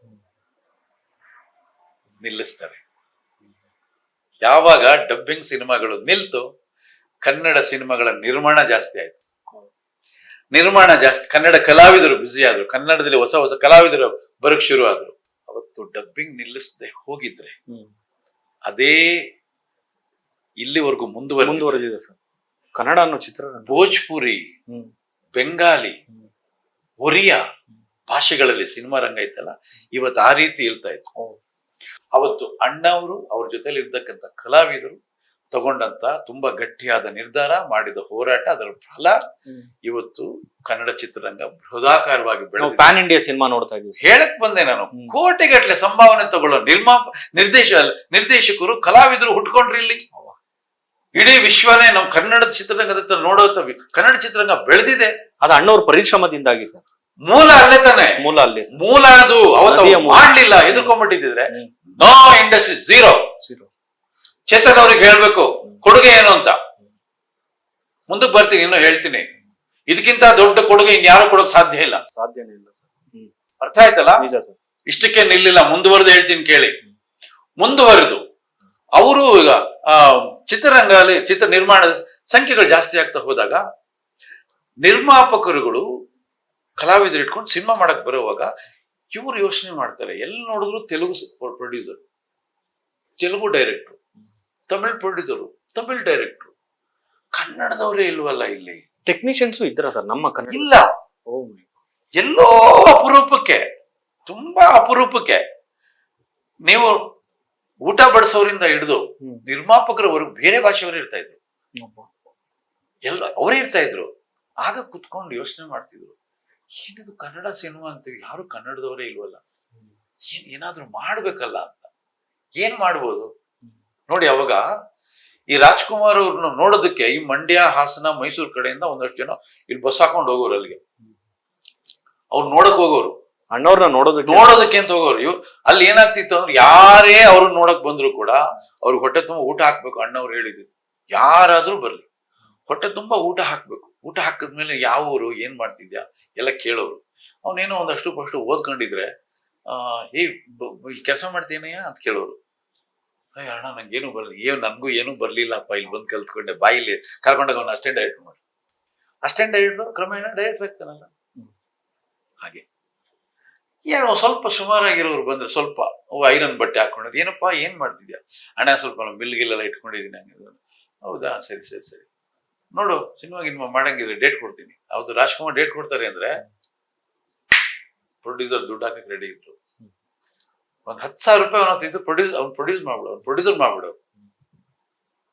ಹೀಗೆ ಒಬ್ಬೊಬ್ಬರನ್ನೇ ಕರೆದು ಸಿನಿಮಾ ಒಳಗಡೆ ಕನ್ನಡದವರನ್ನ ಕರೆದು ಮನೆ ಒಳಗಡೆನೆ ಅವ್ರಿಗೆ ಮಲ್ಗಕ್ ಜಾಗ ಕೊಟ್ಟು, ಮನೆ ಒಳಗೆ ಜಾಗ, ಊಟ ಎಲ್ಲ ಕೊಟ್ಟು, ಅಲ್ಲೇ ಅವ್ರಿಗೆ ಎಲ್ಲ ಕಲಿಸಿ, ಅವ್ರನ್ನ ಹಾಗೆ ನಿಧಾನವಾಗಿ ನಿರ್ಮಾಪಕರು, ನಿರ್ದೇಶಕರು ಈ ರೀತಿ ಬಂದವರೇ. ದೊರೆ ಭಗವಾನ್ ಅವರು, ಪುಟ್ಟಣ್ಣ ಕಣಗಾಲ್ ಅವರು, ಹುಣಸೂರು ಕೃಷ್ಣಮೂರ್ತಿ ಅವರು, ಬಿ ಸೋಮಶೇಖರ್ ಅವರು, ವಿಜಯಾರೆಡ್ಡಿ ಅವರು, ಸಿದ್ಲಿಂಗಯ್ಯನವರು, ಭಾರ್ಗವರವರು, C V Rajendra, A V Sheshagirirao, Kannada ಚಿತ್ರರಂಗದ ನಿರ್ದೇಶಕರೆಲ್ಲ ರಾಜ್ಕುಮಾರ್, ಆಮೇಲೆ KS ಸ್ವಾಮಿ ಅವರು ಎಲ್ಲ ರಾಜ್ಕುಮಾರ್ ಮನೆಯನ್ನ ಇನ್ಸ್ಟಿಟ್ಯೂಟ್ ಮಾಡ್ಕೊಂಡಿದ್ರು. ಚಿತ್ರರಂಗವನ್ನ ಕಟ್ಟಿ ಬೆಳೆಸಿದಂತವ್ರು ಡಾಕ್ಟರ್ ರಾಜ್ಕುಮಾರ್ ಅವರು. ಈ ಅಜ್ಞಾನಿಗೆ ಗೊತ್ತಿದ್ಯಾ? ಅದು ಗೊತ್ತಿದ್ಯಾ ಅವ್ರಿಗೆ? ಅವ್ರ ಬಗ್ಗೆ ಮಾತಾಡ್ತಾನಲ್ಲ, ಏನ್ ಮಾಡ್ಬೇಕು ಅವ್ರನ್ನ? ಈ ಹೆಸರನ್ನ ಹೇಳಿದ್ನಲ್ಲ, ಇವರೆಲ್ಲ ಎಂತೆಂತ ಚಿತ್ರಗಳನ್ನು ಕೊಟ್ಟಿದ್ದಾರೆ, ಏನ್ ದಾಖಲೆ ಮಾಡಿದ್ದಾರೆ, ಚಿತ್ರರಂಗನ ಹೇಗ್ ಕಟ್ಟಿದ್ದಾರೆ ಇವರೆಲ್ಲರೂ ಕೂಡ. ಸುಭದ್ರವಾದ ಮೇಲೆ, ಚಿತ್ರರಂಗ ಗಟ್ಟಿ ಆದ್ಮೇಲೆ ಬಹಳಷ್ಟು ಜನ ಹೊಸ ನಾಯಕ ನಟರುಗಳು ಬಂದ್ರು, ಹೊಸ ನಾಯಕ ನಟರುಗಳು ಬಂದ್ರು, ಹೊಸ ಅಲೆ ಶುರು ಆಯ್ತು.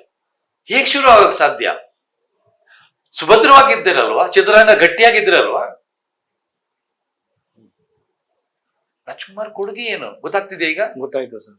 ಇಡೀ ಒಂದು ಚಿತ್ರೋದ್ಯಮನೇ ಹುಟ್ಟು ಹಾಕೋದಕ್ಕೆ ಅಣ್ಣವ್ರ ಕಾರಣ ಆಗ್ತದೆ. ಹೌದು, ಉದ್ಯೋಗ ಅವಕಾಶವನ್ನು ಸೃಷ್ಟಿ ಮಾಡಿ ಎಲ್ಲ ಪ್ರತಿಯೊಂದು. ಸರ್, ಇವತ್ತು ಯಾರಾದ್ರೂ ಒಬ್ರು ಬಂದು ಅವ್ರನ್ನ ನೀರ್ ಕೊಡಲ್ಲ. ನಾನೇ ಬಹಳ ಜನ ಮನೆಗೆ ಹೋಗಿ ಗಂಟೆ ಕೂತ್ಕೊಂಡು ಮಾತಾಡಿರ್ತೀನಿ, ನೀರ್ ಕೊಡಲ್ಲ, ನನಗೇನೆ ಕೊಡಲ್ಲ. ಈಗ ಅವರು ಕರೆದು ಅವ್ರಿಗೆ ಮಲ್ಗಕ್ ಜಾಗ ಕೊಟ್ಟು, ಊಟ ಕೊಟ್ಟು, ಕೆಲಸ ಹೇಳ್ಕೊಟ್ಟು, ಬರೆಯೋದು ಹೇಳ್ಕೊಟ್ಟು, ಯೋಚನೆ ಮಾಡಿ. ಸೋಮಶೇಖರ್ ಅವ್ರು ಎಷ್ಟು ದೊಡ್ಡ ಸಿನಿಮಾ ಮಾಡಿದ್ರು, ಸಿದ್ಲಿಂಗಯ್ಯನವ್ರು ಎಂತೆಂತ ಕೃತಿಗಳನ್ನು ಕೊಟ್ರು, ದೊರೆ ಭಗವಾನ್ ಅವ್ರು ಎಂತೆಂತ ಸಿನಿಮಾ ಮಾಡಿದ್ರು, ಪುಟ್ಟಣ್ಣ ಕಣಗಾಲ್ ಅವ್ರು ಏನ್ ದಾಖಲೆ ಮಾಡಿದ್ರು. ಹೇಗೆ ಇವೆಲ್ಲ ನೆನ್ಸ್ಕೋತೀರಾ? ಇವೆಲ್ಲ ನೀವು ರಾಜ್ಕುಮಾರ್ ಕೊಡುಗೆ ಅಲ್ವಾ ಇದು? ಬರೀ ಬಣ್ಣ ಹಚ್ಕೊಂಡು ಪಾರ್ಟ್ ಮಾಡ್ಬಿಟ್ಟು ದುಡ್ಡು ಮಾಡ್ಬಿಟ್ರ ಅವರು? ನೋಡಿ, ನನ್ನ ಅನುಭವದಲ್ಲಿ ನಾನು ಹೇಳ್ತೀನಿ, ಸಿನಿಮಾದಲ್ಲಿ ಅವ್ರಿಗೆ ಮಾತಾಡೋ ಸಂಭಾವನೆ ಪೂರ್ಣ ಬರದೆ ಹೋದ್ರೆ ಬಹಳಷ್ಟು ಜನ ಡಬ್ಬಿಂಗ್ ಬರೋದಿಲ್ಲ, ಸಿನಿಮಾ ಕೆಲಸನೇ ಮುಗಿಸಲ್ಲ. ಅದು ನಾವು ನೋಡಿದೀವಿ, ನಾನೇ ಅನುಭವಿಸಿದ್ದೀನಿ. ನಾನು ಅಣ್ಣ ಅವರು ಯಾವತ್ತೂ ಕೂಡ ಸಂಭಾವನೆ ಕೊಟ್ರೇನೆ ಶೂಟಿಂಗ್ ಸೆಟ್ಗೆ ಬರೋದು ಅಂತ ಒಂದು ದಿನ ಒಬ್ಬ ನಿರ್ಮಾಪಕರಿಗೆ ಹೇಳಿಲ್ಲ. ನಿರ್ಮಾಪಕರನ್ನ ಅನ್ನದಾತ ಅಂತ ಕರೆದ ಭಾರತದ ಮೊಟ್ಟ ಮೊದಲ ಏಕೈಕ ಕಲಾವಿದ ಡಾಕ್ಟರ್ ರಾಜ್ಕುಮಾರ್. ಅನ್ನದಾತರು ಅಂತ ಕರೆದ್ರು, ದೇವ್ರು ಅನ್ನೋರು ಅವ್ರನ್ನ. ಪ್ರೊಡ್ಯೂಸರ್ ಬಂದ್ರೆ ಕೂತ್ಕೋತಾ ಇಲ್ಲ, ಎದ್ದು ನಿಂತ್ಕೊಂಡ್ಬಿಡೋರು, ಸಾಧ್ಯನೇ ಇಲ್ಲ, ಅವ್ರು ಕೂತ್ಕೊಳ್ತಾನೆ ಇರ್ಲಿಲ್ಲ. ಎಷ್ಟೋ ಸಿನಿಮಾಗಳು ಶೂಟಿಂಗ್ ಟೈಮ್ನಲ್ಲಿ ಸ್ವಲ್ಪ ಸಣ್ಣದಾಗಿ ಆರ್ಥಿಕ ಮುಗ್ಗಟ್ಟಾಗುತ್ತೆ, ಹೇಗೂ ಇವ್ರು ಗೊತ್ತಾಗ್ಬಿಡೋದು. ಇವರು ಮೆತ್ತಗೆ ಪಾರ್ವತಿ ಅದೇನು ಒಂಚೂರು ನೋಡು ಪಾಪ ಒದ್ದಾಡ್ತಿದ್ದಾರೆ. ಆ ಪುಣ್ಯಾತಗೀತೆ ಗಂಡ ಪತಿಯ ಆಜ್ಞೆ ಪರಿಪಾಲನೆ ಮಾಡೋದ್ರಲ್ಲಿ ನಿಸ್ಸೀಮರು. ಒಂದು ಚೂರು ಬೇಜಾರು ಮಾಡ್ಕೋತಿಲ್ಲ. ಸೆಟ್ಟಿಗೆ ಬರೋರು. ಏನ್ ಎಲ್ಲ ಸರಿ ಇದೆಯಾ, ಏನೋ ಸಮಸ್ಯೆ ಇದೆ? ಅದೇ ಅಮ್ಮ ನಿನ್ನ ದುಡ್ಡು ಬರ್ಬೇಕಾಗಿತ್ತು, ಬಂದಿಲ್ಲ. ಹೌದಾ, ಸರಿ ಸರಿ ಸರಿ, ಆಯ್ತು. ಸಣ್ಣ ಪುಟ್ಟದಾರಿ ಇವರೇ ಸಹಾಯ ಮಾಡ್ತಿದ್ರು. ದೊಡ್ಡದೇನಾದ್ರು ಬೇಕು ಅಂದ್ರೆ ಫೋನ್ ಮಾಡೋರು ನಿಮ್ಮಂತವ್ರಿಗೆ. ಅವಾಗೆಲ್ಲ ಮೊಬೈಲು ಇದೆಲ್ಲ ಇಲ್ಲ. ಲ್ಯಾಂಡ್ಲೈನ್ ಇಂದ ಫೋನ್ ಮಾಡಿದ್ರೆ 1 ಗಂಟೆಯಲ್ಲಿ ಆತ ದುಡ್ಡಿನ ಚೀಲ ಎತ್ಕೊಂಡು ಸ್ಪಾಟಿಗೆ ಬರ್ತಿದ್ದ. ಜೊತೆಯಲ್ಲೇ ಇದ್ದು, ಪ್ರತಿ ಸಿನಿಮಾ ಜೊತೆಯಲ್ಲೇ ಇದ್ದು ಬಿಡುಗಡೆ ಆಗೋವರೆಗೂ ಅವರನ್ನ ಬಹಳ ಕ್ಷೇಮದಿಂದ ನೋಡ್ಕೊಳ್ತಾ ಇದ್ದಂತ ಕಲಾವಿದರು ಯಾರು ಇದ್ರು, ರಾಜ್ಕುಮಾರ್ ಅವರು. ಪ್ರತಿ ನಿರ್ಮಾಪಕನಿಗೆ ಗುರುವಾರ ಸಂಕಟ ಆಗತ್ತೆ. ಯಾಕೆ ಸರ್? ಪ್ರತಿ ಸಿನಿಮಾಗತ್ತೆ ಅದು. ಶುಕ್ರವಾರ ಬಿಡುಗಡೆ ಅಲ್ಲ, ಶುಕ್ರವಾರ ಬಿಡುಗಡೆ. ಗುರುವಾರ ರಾತ್ರಿ ಹಾ ಸರ್. ಅವನು ಸತ್ತು ಬದುಕ್ತಾನೆ. ನಿಮ್ಗೆ ಗೊತ್ತಾಗಲ್ಲ. ಅದು ಎಲ್ಲೋ ಫೈನಾನ್ಸ್ ತಗೊಂಡಿರ್ತಾನೆ. ಅದನ್ನ ಕ್ಲಿಯರ್ ಮಾಡ್ಲಿಲ್ಲ ಅಂದ್ರೆ ಲ್ಯಾಬ್ ಇಂದ NOC ಕೊಡಲ್ಲ, ನೆಗೆಟಿವ್ ಈಚೆ ಬರಲ್ಲ. ಅವ್ನ್ ಕ್ಲಿಯರೆನ್ಸ್ ಕೊಡ್ಬೇಕು, ಅವ್ನ್ ಕ್ಲಿಯರ್ ಮಾಡ್ಬೇಕು. ಎಷ್ಟೋ ಸಿನಿಮಾಗಳು ಮಧ್ಯರಾತ್ರಿಯಲ್ಲಿ ಆಗುತ್ತೆ, ಬೆಳಗಿನ ಜಾವ ಆಗುತ್ತೆ. ಎಷ್ಟೋ ಸಿನಿಮಾಗಳು ಆಗದೇ ಇಲ್ಲ, ಮುಂದಕ್ಕೆ ಹೊರಟೋಗುತ್ತೆ, ರಿಲೀಸ್ ಆಗಲ್ಲ. ಇದೆಲ್ಲ ನಡೆಯುತ್ತೆ. ಅಣ್ಣವ್ರ ಸಿನಿಮಾ ಆತರ ಆಗೋದಕ್ಕೆ ಪಾರ್ವತಮ್ಮನವ್ರು ಬಿಡ್ತಾ ಇರ್ಲಿಲ್ಲ. ಗುರುವಾರ ಬೆಳಗ್ಗೆಯಿಂದಾನೇ ನಿರ್ಮಾಪಕರು ಹಿಂದೆನೇ ಇರೋರು. ಏನಾಯ್ತು ಏನಾದ್ರು ಸಮಸ್ಯೆ ಇದೆಯಾ ಹೇಳಿ ಹೇಳಿ ಹೇಳಿ. ಸಮಸ್ಯೆ ಇದ್ರೆ ಅವ್ರು ಹೇಳ್ಕೊಂಡ್ರೆ ಸಾಲ ಮಾಡ್ಬಿಡೋರು. ಸಿನಿಮಾ ಬಿಡುಗಡೆ ಆಗೋದು, ಆಮೇಲೆ ನೋಡ್ಕೊಳ್ಳೋಣ ಅಂತ. ಆಮೇಲೆ ಕೆಲವರು ಕೊಟ್ಟಿದ್ದಾರೆ, ಕೆಲವರು ಬಹಳ ಜನ ಕೊಡ್ಲಿಲ್ಲ, ಕೇಳ್ತಾ ಇರ್ಲಿಲ್ಲ. ಅಂದ್ರೆ ಕೊಡುಗೆ ಅಂದ್ರೆ ಇದಲ್ವೇ. ಅಣ್ಣವ್ರ ಒಂದ್ ಮಾತು ಹೇಳೋರು, ಯಾರು ನಮ್ಗ ಊಟ ಕೊಡ್ತಾರೆ ಅವ್ನ್ ಚೆನ್ನಾಗಿರ್ಬೇಕು. ಅವ್ನು ಇನ್ನೂ ಸಿನಿಮಾ ಮಾಡ್ಲಿ, ನನ್ನಲ್ದು ಇನ್ಯಾರನ್ನೂ ಇಟ್ಕೊಂಡು ಮಾಡ್ತಾನಲ್ಲ, ಅವನ್ ಕುಟುಂಬ ಚೆನ್ನಾಗಿರುತ್ತಲ್ಲ, ಅವನ್ ಚೆನ್ನಾಗಿರ್ಬೇಕು. ಅನ್ನದಾತ ಚೆನ್ನಾಗಿರ್ಬೇಕು, ನಿರ್ಮಾಪಕ ಚೆನ್ನಾಗಿರ್ಬೇಕು. ಇದು ರಾಜ್ಕುಮಾರ್. ನೀವ್ ಹೇಗೆ ಅವ್ರ ಬಗ್ಗೆ ಪ್ರಶ್ನೆ ಮಾಡ್ತೀರಿ? ಏನ್ ಗೊತ್ತು ನಿಮಗೆ ಪ್ರಶ್ನೆ ಮಾಡೋದಕ್ಕೆ? ಏನಾದ್ರು ತಿಳ್ಕೊಂಡು ಮಾತಾಡ್ಬೇಕಲ್ವಾ? ಎಷ್ಟು ಬೇಕು ಈ ತರ ಹೇಳೋದಕ್ಕೆ ನನಗೆ? ಶಂಕರ್ನಾಗ್ ಅವರು ಸ್ಟುಡಿಯೋ ಮಾಡ್ಬೇಕು ಅಂತಾರೆ. ಎಲ್ಲ ಅವಾಗ ರೆಕಾರ್ಡಿಂಗ್ ಸ್ಟುಡಿಯೋ ಎಲ್ಲ ಚೆನ್ನೈಲಿ ಆಗ್ತಾ ಇರುತ್ತೆ. ಸ್ಟುಡಿಯೋ ಮಾಡ್ಬೇಕು ಇಲ್ಲಿ ಅಂತ ಹೇಳ್ಬಿಟ್ಟು ಅಣ್ಣವ್ರ ಹತ್ರ ಹೋಗಿ ಆಶೀರ್ವಾದ ತಗೊಂಡು, ಅಣ್ಣ ನಿಮ್ ಸಹಕಾರ ಬೇಕು, ನಾನು ಈ ಸ್ಟುಡಿಯೋ ಮಾಡ್ತೀನಿ, ಕರ್ನಾಟಕದಲ್ಲಿ ರೆಕಾರ್ಡಿಂಗ್ ಆಗ್ಲಿ. ನನ್ನಿಂದ ಪರಿಪೂರ್ಣ ಸಹಕಾರ. ನಿಮ್ಗೆ ಏನ್ ಮಾಡ್ಬೇಕು? ಏನಿಲ್ಲ, ನೀವು ಆಶೀರ್ವಾದ ಮಾಡಿ ಸಾಕು. ನಂದೇ ಸಿನಿಮಾ ರೆಕಾರ್ಡಿಂಗ್ ಮಾಡಿ ಇಲ್ಲಿ ಅಂತ. ಅವ್ರದೇ ಮೊದಲನೇ ಸಿನಿಮಾ ಸ್ಟುಡಿಯೋ ರೆಕಾರ್ಡಿಂಗ್ ಆಗುತ್ತೆ. ರಾಜ್ಕುಮಾರ್ ಅವ್ರ ಸಿನಿಮಾ ರೆಕಾರ್ಡಿಂಗ್ ಆಯ್ತು ಅಂದ್ರೆ ದೊಡ್ಡ ದೊಡ್ಡ ಹಿಸ್ಟ್ರಿ ಅಲ್ವಾ ಅದು?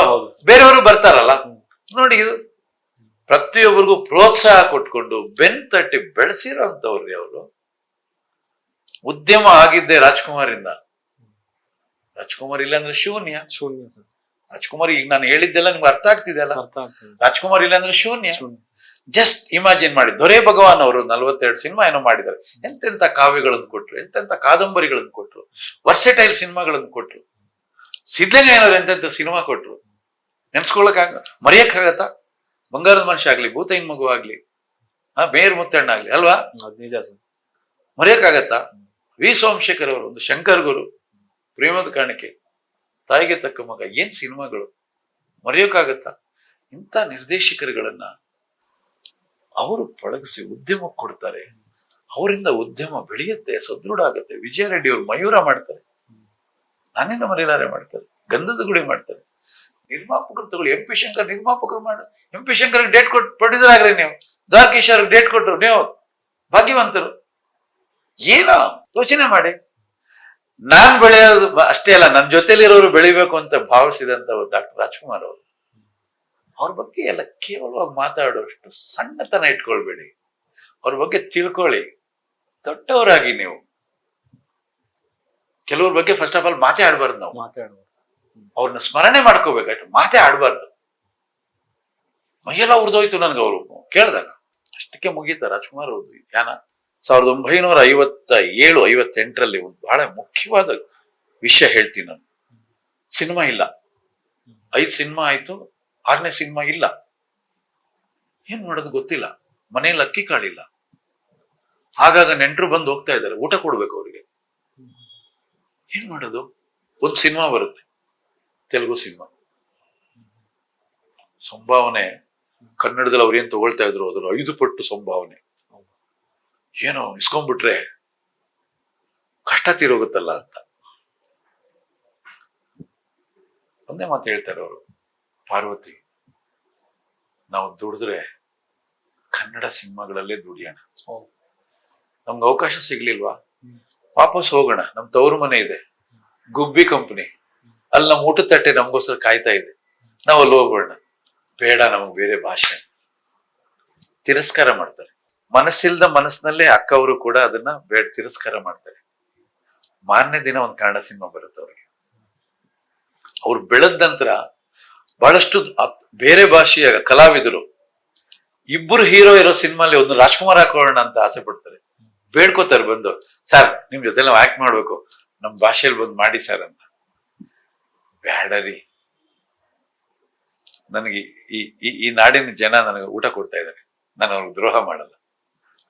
ನನ್ಗೆ ನೋಡಿ ನನ್ನ ಸಿನಿಮಾ ಎಲ್ಲ ಚೆನ್ನಾಗಿ ಹೋಗ್ತಾ ಇದೆ, ಇಲ್ಲಿ ನಿಮ್ಗೆ ನನ್ನ ಜೊತೆ ಪಾರ್ಟ್ ಮಾಡ್ಬೇಕು, ನೀವೇ ಇಲ್ಲಿ ಬಂದು ಆಕ್ಟ್ ಮಾಡ್ಬಿಡಿ. ಸರ್ ಅಣ್ಣವ್ರಿಗೆ ಯಾಕೆ ಸರ್ ಅಷ್ಟೊಂದು ಕನ್ನಡದ ಮೇಲೆ ಅಷ್ಟೊಂದು ಅಭಿಮಾನ, ಅಷ್ಟೊಂದು ಗೌರವ? ಅಂದ್ರೆ ಬಹಳ ತಾವೇ ಹೇಳಿದಾಗೆ ಬಹಳ ಸಂಕಷ್ಟದಲ್ಲಿರ್ತಾರೆ, ಊಟಕ್ಕೂ ಕೂಡ ಸಮಸ್ಯೆ ಆಗಿದ್ದಂತ ಸಂದರ್ಭ, ದುಪ್ಪಟ್ಟು ಅಂದ್ರೆ 5 ಪಟ್ಟು ನಾವು ಸಂಭಾವನೆ ಕೊಡ್ತೀವಿ ಅಂತ ಹೇಳಿದ್ರು ಕೂಡ ಅಣ್ಣವ್ರು ಒಪ್ಕೊಳ್ಳೋದಿಲ್ಲ, ಪಾರ್ವತಮ್ಮ ಅವರು ಒಪ್ಕೊಳ್ಳೋದಿಲ್ಲ. ಯಾಕೆ ಸರ್ ಅಣ್ಣವ್ರಿಗೆ ಅಷ್ಟೊಂದು ಕನ್ನಡದ ಮೇಲೆ ಅಷ್ಟೊಂದು ಗೌರವ ಇದ್ದಿದ್ದು? ಅಲ್ಲಿ ಬಹಳ ಒಳ್ಳೆ ಪ್ರಶ್ನೆ ಇದು. ಬಹಳ ಜನಕ್ಕೆ ಇದು ತಲುಪಲಿಲ್ಲ. ನಾ ಹೇಳ್ತೀನಿ, ಈ ಗುಬ್ಬಿ ಕಂಪನಿಯಲ್ಲಿ ನಿಮಗೆ ಮೊದಲು ಕಲ್ಸ್ಕೊಡದೆ ಭಾಷಾ ಶುದ್ಧತೆ, ಅಲ್ಲಿ ಅಭಿನಯ ಆಮೇಲೆ ಭಾಷಾ ಶುದ್ಧತೆಯನ್ನ ಹೇಳ್ಕೊಡುವಾಗ ಭಾಷಾಭಿಮಾನವನ್ನು ಹೇಳ್ಕೊಡ್ತಾ ಇದ್ರು ಅವರು.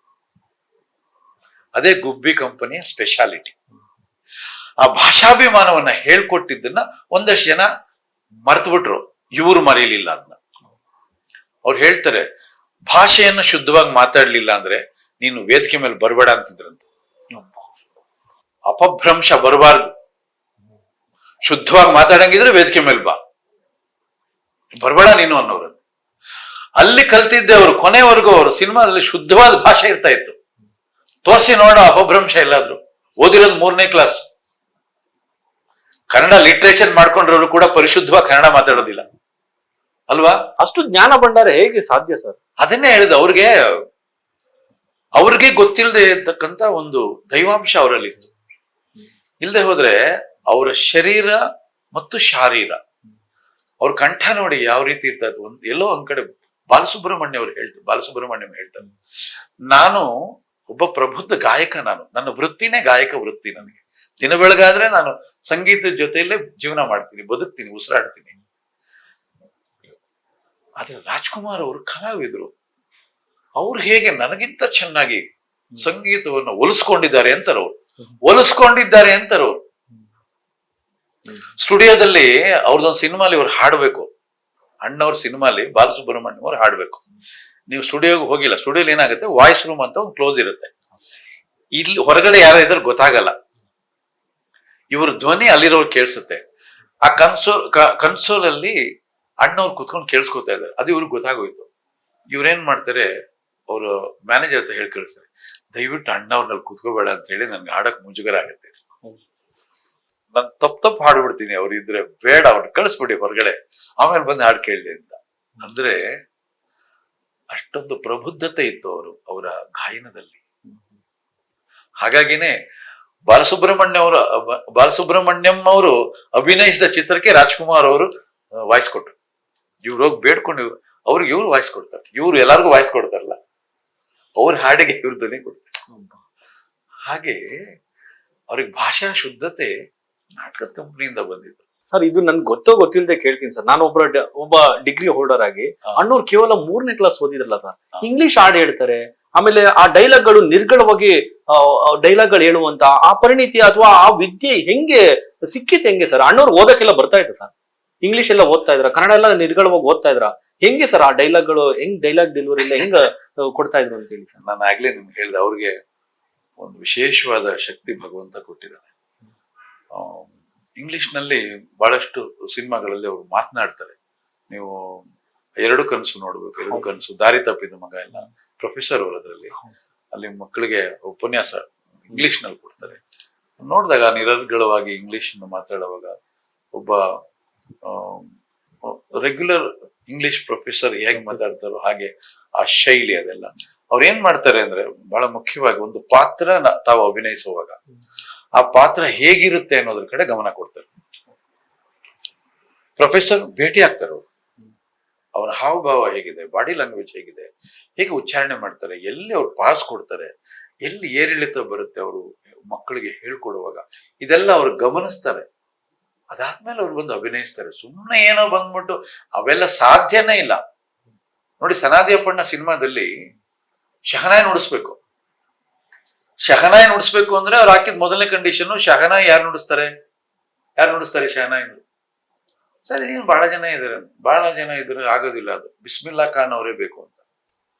ಬಿಸ್ಮಿಲ್ಲಾ ಖಾನ್ ಅವರು ಸಿನಿಮಾ ನುಡ್ಸೋದಿಲ್ಲ ಅಂತ, ನಾನ್ ಸಿನಿಮಾಗಳಿಗೆ ನುಡ್ಸೋದಿಲ್ಲ ಅವ್ರ ಹೇಳಿಕೆ. ಇವ್ರೋಗಿ ಅವ್ರು ಕೇಳ್ಕೊತಾರೆ, ಸರ್ ಬರ್ಬೇಕು, ನಾ ಕಚೇರಿ ಮಾಡ್ತೀನಿ ಬಂದು. ಇಲ್ಲ ಅಣ್ಣ ಅವ್ರು ನುಡ್ಸಿದ್ರೆ ನಾನು ಅಭಿನಯಿಸ್ತೀನಿ ಅಂತ. ಇದು ದೊಡ್ಡ ಇದು ನಡೆಯುತ್ತೆ, ಗೊತ್ತಿಲ್ಲ ನಿಮ್ಗದು ನಡೆಯುತ್ತೆ. ಮಹಾನ್ ವಿದ್ವಾನ್ ಉಸ್ತಾದ್ ಬಿಸ್ಮಿಲ್ಲಾ ಖಾನ್, ಬಹಳ ದೊಡ್ಡ ವಿದ್ವಾಂಸರು ಅವರು, ಚೆನ್ನಾಗಿ ನುಡಿಸ್ತಾರೆ. ಆಮೇಲೆ ಅವ್ರಿಗೆ ಹೇಳ್ತಾರೆ, ರಾಜ್ಕುಮಾರ್ ಯಾರು, ರಾಜ್ಕುಮಾರ್ ಅಂದ್ರೆ ಏನು, ಎಲ್ಲೋ ಕಾಶ್ಮೀರ್ ಇರ್ತಾರೆ ಅವರು, ಗೊತ್ತೇ ಇಲ್ಲ, ಕರ್ನಾಟಕ ಗೊತ್ತು, ಇವ್ರು ಗೊತ್ತಿಲ್ಲ, ರಾಜ್ಕುಮಾರ್ ಗೊತ್ತಿಲ್ಲ ಅವ್ರಿಗೆ. ಹೇಳಿ ಹೇಳಿ ಹೇಳಿ ಬರೀ ಕೇಳಿ ಕೇಳಿ ಕೇಳಿ ಅವ್ರಿಗೆ ಸಾಕು, ನಾನು ಮೊದ್ಲು ಅವ್ರು ನೋಡ್ಬೇಕು ಅಂತ, ನಾನು ಅಷ್ಟೇ. ಬರ್ತಾರೆ ಅವರು, ಅಣ್ಣ ಅವ್ರನ್ನ ನೋಡಿದ ತಕ್ಷಣ ಅವ್ರ ಕಾಲಿಗೆ ಬೀಳಕ್ ಹೋಗ್ತಾರೆ. ವಯಸ್ಸಲ್ಲಿ ಅವ್ರು ದೊಡ್ಡವರು, ಅವ್ರ ಕಾಲಿಗೆ ಬೀಳಕ್ ಹೋಗುವಾಗ ಅವ್ರಿಗಿಂತ ಮೊದ್ಲು ಇವ್ರು ಅವ್ರಿಗೆ ಅಡ್ಡು ಬಿದ್ದು ಬಿಡ್ತಾರೆ. 10 ನಿಮಿಷ ಅವ್ರಿಬ್ಬರು ಮಧ್ಯೆ ಸುಮ್ನೆ ಕೂತ್ಕೊಳ್ತಾರೆ ಅಷ್ಟೇ. ನಾನು ಈ ಸಿನಿಮಾ ನುಡಿಸ್ತೀನಿ ಅಂತಾರೆ ಅವ್ರು. ಆಯ್ತಾ, ಅವ್ರು ನುಡಿಸಿದ್ದು ಒಪ್ಕೊಂಡಿದ್ದೆ ದೊಡ್ಡ ದೊಡ್ಡ ದೊಡ್ಡ ಸಾಧನೆ, ಅದು ಬಿಡಿ, ದೊಡ್ಡ ಅಚೀವ್ಮೆಂಟ್ ಅದು. ಅದಾದ ನಂತರ ಅವ್ರು ನುಡಿಸೋವಾಗ ಅವ್ರ ಜೊತೆಯಲ್ಲೇ ಕೂತ್ಕೋತಾರೆ. ಅವ್ರು ಹೇಗ್ ನುಡಿಸ್ತಾರೆ ಅಂತ ಅವಾಗೆಲ್ಲ ವಿಡಿಯೋ ಮಾಡ್ಕೊಂಡು ನೋಡೋ ಅವಕಾಶಗಳು ಇರ್ಲಿಲ್ಲ. ಅವರು ಆ ಫಿಂಗರ್ಸ್ ಹೇಗೆ ಮೂವ್ಮೆಂಟ್ ಮಾಡ್ತಾರೆ, ಕಣ್ಣು ಹೇಗೆ ಇದ್ ಮಾಡ್ತಾರೆ, ಅವ್ರ ಹಾವಭಾವ ಹೇಗೆ, ಅದೆಲ್ಲ ಅಬ್ಸರ್ವ್ ಮಾಡಿಕೊಂಡ ನಂತರ ಸನಾದಿ ಅಪ್ಪಣ್ಣ ಸಿನಿಮಾ ಆಕ್ಟ್ ಮಾಡ್ತಾರೆ. ಅಂದ್ರೆ ಪ್ರಬುದ್ಧವಾದ ಕಲಾವಿದರು ಅವರು, ಬರೀ ಕಲಾವಿದರಲ್ಲ, ಪ್ರಬುದ್ಧವಾದ ಕಲಾವಿದರು ಅವರು. ಅವರ ಸಿನಿಮಾದಲ್ಲಿ ಅವರು ಪಾತ್ರ ಒಪ್ಕೊಂಡಿರೋದು ಪಾತ್ರವೇ ಆಗಿರ್ತಾರೆ. ನೀವು ಅವ್ರ ಸಿನಿಮಾಗಳನ್ನ ನೋಡ್ಕೊಂಡು ಹೋಗಿ. ಭಕ್ತ ಕುಂಬಾರ ನೋಡಿದ್ರೆ ಕುಂಬಾರ ಹೀಗೆ ಇದ್ನೇನೋ, ಘೋರ ಕುಂಬಾರ ಹೀಗೆ ಇದ್ನೇನೋ ಅನ್ಸುತ್ತೆ. ಅಲ್ಲಿ ರಾಜ್ಕುಮಾರ್ ಕಾಣಿಸಲ್ಲ, ನಮ್ಗೆ ಕಾಣಿಸೋದಿಲ್ಲ. ರಾಘವೇಂದ್ರ ಸ್ವಾಮಿಗಳು ಬಂದಾಗ ರಾಘವೇಂದ್ರ ಸ್ವಾಮಿಗಳೇ, ರಾಜ್ಕುಮಾರ್ ಅಲ್ಲ. ಅಷ್ಟೇನೆ, ರಾಜ್ಕುಮಾರ್ ಅವ್ರಿಗೆ ಸಿಕ್ಕಂತ ಪಾತ್ರಗಳು ಇನ್ನಾವುದೇ ಕಲಾವಿದನಿಗೆ ಸಿಗೋಕ್ ಸಾಧ್ಯ ಇಲ್ಲ. ಕಬೀರನೇ, ತುಕಾರಾಮನೇ, ಬಸವಣ್ಣನೇ, ಯಾರು, ವಿಠಲನೇ, ಶಿವನೇ, ಕೃಷ್ಣನೇ, ಶ್ರೀರಾಮನೇ, ಎಲ್ಲವನ್ನೂ ನೋಡ್ಬೋದು ಅವರಲ್ಲಿ ನೀವು. ಆಂಜನೇಯ ಏನ್ ಪಾತ್ರ ಮಾಡಿದ್ದಾರೆ, ದಶಾವತಾರ, ನೀವು ರಾವಣೇಶ್ವರನ್, ಲಂಕೇಶ್ವರನ್ ಪಾತ್ರ ಮಾಡಿದ್ದಾರೆ, ಶ್ರೀಕೃಷ್ಣ ದೇವರಾಯ, ಭೂ ಕೈಲಾಸ ನೋಡಿ. ಈಗ ಅವ್ರಿಗೆ ಹಾಗೆ ಅವ್ರಿಗೆ ಹೊಂದಿಕೊಳ್ಳದೆ ಇರೋ ಪಾತ್ರವೇ ಇಲ್ಲ. ಭಿಕ್ಷುಕನಿಂದ ಹಿಡಿದು ದೊರೆಯವರೆಗೂ ಎಲ್ಲವೂ ಹೊಂದ್ಕೊಳ್ಳುವಂತ ಏಕೈಕ ಕಲಾವಿದ ಡಾಕ್ಟರ್ ರಾಜ್ಕುಮಾರ್. ಅವ್ರ ಬಗ್ಗೆ ಮಾತಾಡೋದಕ್ಕೆ ಯಾರಿಗ್ರಿ ಯೋಗ್ಯತೆ ಇದೆ? ಏನ್ರಿ ಮಾತಾಡ್ತೀರಾ ನೀವು? 6 ಸಲ ರಾಜ್ಯ ಸರ್ಕಾರ ಅವ್ರಿಗೆ ಜಾಗ ಕೊಡುತ್ತೆ. ಏನೀಗ ನೀವು ಸಾಧನೆ ಮಾಡಿದಿರಿ, ಪ್ರಶಸ್ತಿಗಳು ಬಂದಿದೆ, ನಿಮ್ಗೆ ಜಾಗ ಕೊಡ್ತೀವಿ ತಗೊಳ್ಳಿ ಅಂತ. ದಯವಿಟ್ಟು ಬೇಡಿ. ಕರ್ನಾಟಕದ ಜನ ನಮಗ್ ಕೊಟ್ಟಿದ್ದಾರೆ, ಊಟ ಕೊಟ್ಟಿದ್ದಾರೆ, ಸಾಕಷ್ಟು ನಮಗೆ ಅವ್ರು ಕೊಟ್ಟಿದ್ದಾರೆ, ಎಲ್ಲ ನಮ್ಗೆ. ಇಲ್ದೇ ಇರೋರು ಕೊಡಿ ಅಂತಾರೆ, ತಗೊಳ್ಳೋದೇ ಇಲ್ಲ. ಸರ್ಕಾರದ ಸವಲತ್ತನ್ನು ತಿರಸ್ಕಾರ ಮಾಡ್ತಾರೆ. ಸರ್ಕಾರ ಸವಲತ್ತು ತಿರಸ್ಕಾರ ಮಾಡ್ತಾರೆ. ಪ್ರಶಸ್ತಿಗಳು ಬರುತ್ತೆ, ಪ್ರಶಸ್ತಿ ಜೊತೆಯಲ್ಲಿ ಒಂದು ಗೌರವ ಧನ ಕೊಡುತ್ತೆ ಸರ್ಕಾರ. ಆ ಗೌರವ ಧನನ ಅಲ್ಲೇ ವೇದಿಕೆ ಮೇಲೆ ಹಲವಾರು ಟ್ರಸ್ಟ್ಗಳು ಕೊಟ್ಬಿಡ್ತಾರೆ. ತರೋದು ಇವತ್ತಿನವರೆಗೂ ತಂದಿಲ್ಲ ಅವರು, ಇವತ್ತಿನವರೆಗೂ ತಂದಿಲ್ಲ. ಪಾಲ್ಕೆ ಅವಾರ್ಡ್ ಬರುತ್ತೆ, 1 ಲಕ್ಷ ರೂಪಾಯಿ ಮೊದಲನೇ ಸಲ ಅವ್ರಿಗೆ ಅಲ್ಲಿ ದೆಹಲಿ ಸರ್ಕಾರ, ಅಲ್ಲೇ ವೇದಿಕೆ ಮೇಲೆ. ಈ ರೀತಿ ಸಮಾಜ ಸೇವೆ ಮಾಡೋದ್ರಲ್ಲಿ ನಿಸ್ಸೀಮರು ಅಣ್ಣವರು, ನಿಸ್ಸೀಮರು. ನೀವು ಅವ್ರು ಮೊದಲನೇ ಹೇಳೋದು ಪ್ರಚಾರ ಆಗ್ಬಾರ್ದು ಅಂತ. ಪ್ರಚಾರ ಪ್ರಿಯ ಅಲ್ಲ ಸರ್, ಅಲ್ಲವೇ ಅಲ್ಲ.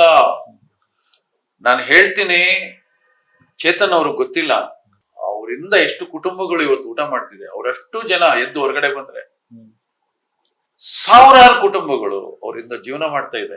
ಅಷ್ಟು ಕುಟುಂಬಗಳು ಅವ್ರ ಬದುಕಿಗೆ ದಾರಿ ಮಾಡಿಕೊಟ್ಟಿದ್ದಾರೆ. ಅವರು ಪ್ರಚಾರ ಮಾಡಿಲ್ಲ, ಅದು ಪ್ರಚಾರ ಮಾಡೋದು ಇಲ್ಲ. ಅವರೆಲ್ಲ ಸಂಕಟ ಆಗುತ್ತಲ್ಲ, ಅವರೆಲ್ಲ ಬಂದ್ರೆ ಏನ್ ಮಾಡ್ತೀರಾ ನೀವು ಅಲ್ವಾ? ನಿಜ ಸರ್, ನಿಜ. ಎಷ್ಟೋ ಜನ ಇವತ್ತಿಗೂ ಕೂಡ ಅವ್ರ ತಂದೆ ತಾಯಿನ ಬೈದ್ರೆ ಕ್ಷಮಿಸ್ತಾರೋ ಏನೋ, ರಾಜ್ಕುಮಾರ್ ಅವ್ರ ಬಗ್ಗೆ ಮಾತ್ರ ಕ್ಷಮಿಸೋದಿಲ್ಲ. ಆ ತರದ ಅಭಿಮಾನಿಗಳಿದ್ದಾರೆ ಸರ್. ಈ ರೀತಿ ಕಟುವಾಗಿ ಅಹಿಂಸಾ ಚೇತನ್ ಹೇಳಿದ್ರು ಕೂಡ ಯಾಕೆ ಸರ್ ಅಣ್ಣವ್ರ ಅಭಿಮಾನಿಗಳು ತುಂಬಾ ಶಾಂತವಾಗಿರುವಂತದ್ದು? ಯಾಕಂದ್ರೆ ಇದನ್ನ ನೆನ್ಪು ಮಾಡ್ಕೊಳ್ಳೇಬೇಕು ಸರ್. ರಾಘಣ್ಣವ್ರು ಒಂದು ಮಾತು ಹೇಳ್ತಾರೆ ಸರ್, ಅಂದ್ರೆ ಅಂತ್ಯ ಸಂಸ್ಕಾರ ಆಗುವಂತ ಸಂದರ್ಭದಲ್ಲಿ ಇಡೀ ಚಿತ್ರರಂಗದಲ್ಲಿ ಯಾರಿಗಾದ್ರೂ ಒಬ್ಬ ನಟನಿಗೆ ಅಭಿಮಾನಿಗಳೇ ಅಂತ್ಯ ಸಂಸ್ಕಾರ ಮಾಡಿರುವಂತಹ ಏಕೈಕ ನಟ ಯಾರಂದ್ರೆ ಅದು ಅಣ್ಣವ್ರು ಅಂತ ಹೇಳಿ ಹೇಳ್ಕೊಳ್ತಾರೆ. ನಾನು ಅದನ್ನೇ ಹೇಳಕ್ ಬಂದೆ. ಈಗ ಈ ಅಭಿಮಾನಿಗಳು ಅವ್ರನ್ನ ಎಷ್ಟು ಪ್ರೀತಿ ಮಾಡ್ತಿದ್ರು ನಿಮ್ಗೆಲ್ಲ ಗೊತ್ತಿದೆ. ಆ ಪ್ರೀತಿಯಲ್ಲಿ ರಾಜ್ಕುಮಾರ್ ಅವ್ರನ್ನ ದೇವ್ರು ಮಾಡ್ಬಿಡ್ತಾರೆ ಅನ್ನೋದು ಭಯ ಇತ್ತು ಅವ್ರಿಗೆ. ಅದಕ್ಕೆ ಇವ್ರು ಹುಷಾರಾಗ್ಬಿಟ್ಟು ಇವ್ರನ್ನೇ ದೇವ್ರು ಅಂದ್ಬಿಟ್ರು. ಯಾರನ್ನ? ಅಭಿಮಾನಿಗಳು. ಮುಗ್ದೋಯ್ತಲ್ಲ, ನೀವೇ ದೇವ್ರು ಅಂದ್ರೆ ಮುಗ್ದೋಯ್ತಲ್ಲ. ಅಲ್ಲಿ ಎಮೋಷನಲ್ಲಿ ಕನೆಕ್ಟ್ ಆಗೋದ್ರು ಅವರೆಲ್ಲ. ಎಮೋಷನಲ್ಲಿ ಸರ್, ನಿಮ್ಗೆ ಗೊತ್ತಿದ್ಯಾ ಗೊತ್ತಿಲ್ವಾ ಎಷ್ಟು ಜನ ಅವತ್ತು ಆತ್ಮಹತ್ಯೆ ಮಾಡ್ಕೊಂಡ್ರು? ಏನಾಗ್ಬೇಕು ಅವರಿಂದ? ಅಣ್ಣವ್ರು ಹೋದವ್ರು ಏನಾಗ್ಬೇಕು? ಯಾಕೆ ಆತ್ಮಹತ್ಯೆ ಮಾಡ್ಕೊಂಡ ಅವನು? ಯಾವ್ದೋ ಒಂದು ಮುದುಕಿ, ಕಣ್ಣು ಕಾಣಲ್ಲ ಅವಳಿಗೆ, 77 ವಯಸ್ಸು, ಊಟ ಮಾಡ್ತಾ ಇರ್ತಾಳೆ. ಟಿವಿಲಿ ಬರುತ್ತೆ ರಾಜ್ಕುಮಾರ್ ಅವರು ನಿಧನರಾದ್ರು. ಅವಳು ತಟ್ಟೆ ತಳ್ಬಿಡ್ತಾಳೆ, ಊಟನೇ ಮಾಡಲ್ಲ. 4 ದಿನ ಊಟ ಮಾಡಲ್ಲ. ವಯಸ್ಸಾಗಿದೆ, ಆರೋಗ್ಯ ತಗೊಂಡು ಆಸ್ಪತ್ರೆಯಲ್ಲಿ ಹಾಕ್ತಾರೆ. ಡಾಕ್ಟರ್ಗೆ ಹೇಳ್ತಾರೆ, ನನ್ಗೆ ಏನು ಮಾತ್ರ ಕೊಡ್ಬೇಡಪ್ಪ, ಸತ್ತೋಗ್ತೀನಿ, ನನ್ಗೆ ಏನು ಬದುಕಿರ್ಬೇಕು. ನಮ್ಮ ರಾಜ್ಕುಮಾರ ಹೋಗ್ಬಿಟ್ಟ ಕಣೆ, ಏನು ಅವನು ಎಂತ ಒಳ್ಳೆ ಮನುಷ್ಯ ಕಣೆ, ಅವನು ಏನು ಅಂತ. ಒಳ್ಳೆಯವರೆಲ್ಲ ಹೋದ್ ನಾವೇನಕ್ಕೆ ಬೇಡ ಕಡೆ ಅಂತ. ಏನ್ ಮಾಡಿದಾರೆ ಇವ್ರು? ಅವ್ರಿಗೆ ಏನಕ್ಕಷ್ಟು ಪ್ರೀತಿ? ಇವ್ರ ಸಂಪಾದನೆ ಅದು. ಪ್ರಶ್ನೆ ಮಾಡಕ್ಕಾಗದೆ ಇರೋ ಪ್ರಶ್ನಾತೀತ ನಾಯಕ ಕರ್ನಾಟಕಕ್ಕೆ. ಅವರು ವಿರೋಧಿಗಳು ಇರ್ಲಿಲ್ಲ ಸರ್. ಸರ್ ಅಣ್ಣವ್ರನ್ನ ಯಾರು ತಾವ್ ಹೇಳಿದಕ್ಕೆ ಪ್ರಶ್ನೆ ಕುತೂಹಲ ಸರ್. ಅಣ್ಣವ್ರು ಯಾರನ್ನಾದ್ರೂ ವಿರೋಧ ಮಾಡ್ತಾ ಇದ್ರ ಸರ್? ವಿರೋಧ ಮಾಡ್ತಿರ್ಲಿಲ್ಲ. ಕೆಲವರು ಶತ್ರುಗಳು ಇದ್ರ ಸರ್? ಶತ್ರುಗಳು ಸಾಧ್ಯನೇ ಇಲ್ಲ. ಅಜಾತ ಶತ್ರು ಅವ್ರು ಯಾರನ್ನು ಬೈತಾನೆ ಇರ್ಲಿಲ್ವಲ್ಲ, ಯಾರ ಬಗ್ಗೆನೂ ಮಾತಾಡ್ತಾರೆ. ಯಾವತ್ತಾರು ಸಿಟ್ಟು ಮಾಡ್ಕೊಂಡಿದಾರ ಸರ್? ಸಿಟ್ಟು ಮನೆ ಒಳಗಡೆ ಸಣ್ಣ ಪುಟ್ಟದ್ ಇದ್ದೇ ಇರುತ್ತೆ, ಮನುಷ್ಯ ಅಲ್ವೇ, ಇದ್ದೇ ಇರುತ್ತೆ. ಅವ್ರೇಂದ್ರೆ ಸಿಟ್, ಆಮೇಲೆ ಸಿಟ್ಟು ಯಾಕ್ರೆ ಮಾಡ್ಕೋಬೇಕು? ಏನ್ ಪ್ರಯೋಜನ? ಸಿಟ್ ಮಾಡ್ಕೊಂಡ್ರೆ ಎದುರುಗಡೆ ಒಬ್ಬರು ಕಳ್ಕೊಂಡ್ಬಿಡ್ತೀನಿ ನಾನು. ತುಂಬಾ ಚೆನ್ನಾಗಿ ಹೇಳೋರು. ಸಿಟ್ ಮಾಡ್ಕೊ ಅವ್ನು ಕಳ್ಕೊಂಡ್ಬಿಡ್ತೀನಿ ನಾನು. ನಾನು ಅವ್ನ ಪ್ರೀತಿ ಮಾಡ್ಬೇಕ್ರಿ ಅನ್ನೋದು. ನಾನು ಪ್ರೀತಿ ಮಾಡ್ಬೇಕ್ರಿ ಅವ್ರನ್ನ. ಅವ್ರ ಮನೆ ಹತ್ರ ಅವ್ರನ್ನ ನೋಡಕ್ ಬರೋರು ಅಭಿಮಾನಿಗಳು. ಗೇಟ್ ತಕ್ಕೊಂಡು ಈಚೆ ಬಂದ್ರೆ, ಬನ್ರಿ ಇಲ್ಲಿ ಬರ್ರಿ, ಏನ್ರಿ ಎಲ್ಲಿಂದ ಬಂದ್ರಿ, ಕಾಫಿ ತಿಂಡಿ ಆಯ್ತಾ ಫಸ್ಟ್ ಕೇಳೋದು. ಒಳಗ್ ಕರ್ಕೊಂಡು ಹೋಗ್ಬಿಡ್ತಾರೆ. ಅವ್ರು ಕೂರ್ಸಿ ಇವರೇ ಬಡ್ಸೋದು ಅಣ್ಣವರು ಸರ್. ಈ ಗುಣಗಳೆಲ್ಲ ಸಾಧಾರಣ ಬೇರೆಯವ್ರಿಗೆ ಬರೋಕ್ ಸಾಧ್ಯನೇ ಇಲ್ಲ. ನಾನೊಬ್ಬ ದೊಡ್ಡ ನಟ ಅದೆಲ್ಲ ಅವ್ರು 100 ಸಲ ಹೇಳಿದ್ದಾರೆ. ಇವರೆಲ್ಲ ನಾನು ರಾಜ್ಕುಮಾರ್ ಅಂತ. ನಾನೇ ಯಾವ ರಾಜ್ಕುಮಾರ ರೀ? ಅವ್ರು ಯಾವತ್ತೂ ರಾಜ್ಕುಮಾರ್ ಅಂತ ಅನ್ಕೊಂಡೇ ಇಲ್ಲ.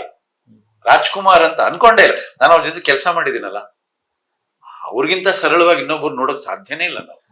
ತುಂಬಾ ಸಿಂಪಲ್, ತುಂಬಾ ಸಿಂಪಲ್. ಏನ್ ಸರ್ ಅವ್ರಿಗೆ ಅವಾರ್ಡ್ಗಳು ಬರ್ತಾ? ಎಷ್ಟು ಅವಾರ್ಡ್ಗಳು ನೋಡಿ. ಮೊದಲ ಚಿತ್ರದಿಂದ ಕೊನೆ ಚಿತ್ರದವರೆಗೂ ಅವ್ರು ಹೀರೋನೇ, ಹೀರೋ ಆಯ್ತಾ. ಯಾರಿಗೂ ಈ ಭಾಗ್ಯ ಇಲ್ಲ. ಅವ್ರೆಲ್ಲ ಸಿನಿಮಾಗಳು ಯು ಸರ್ಟಿಫಿಕೇಟೆ. ಯಾರಿಗೂ ಈ ಭಾಗ್ಯ ಇಲ್ಲ. ಮೊದಲನೇ ಸಿನಿಮಾ 1 ವರ್ಷ ಓಡುತ್ತೆ, ಕೊನೆ ಸಿನಿಮಾ 25 ವಾರ ಓಡುತ್ತೆ. ಯಾರಿಗೂ ಈ ಅವಕಾಶ ಇಲ್ಲ.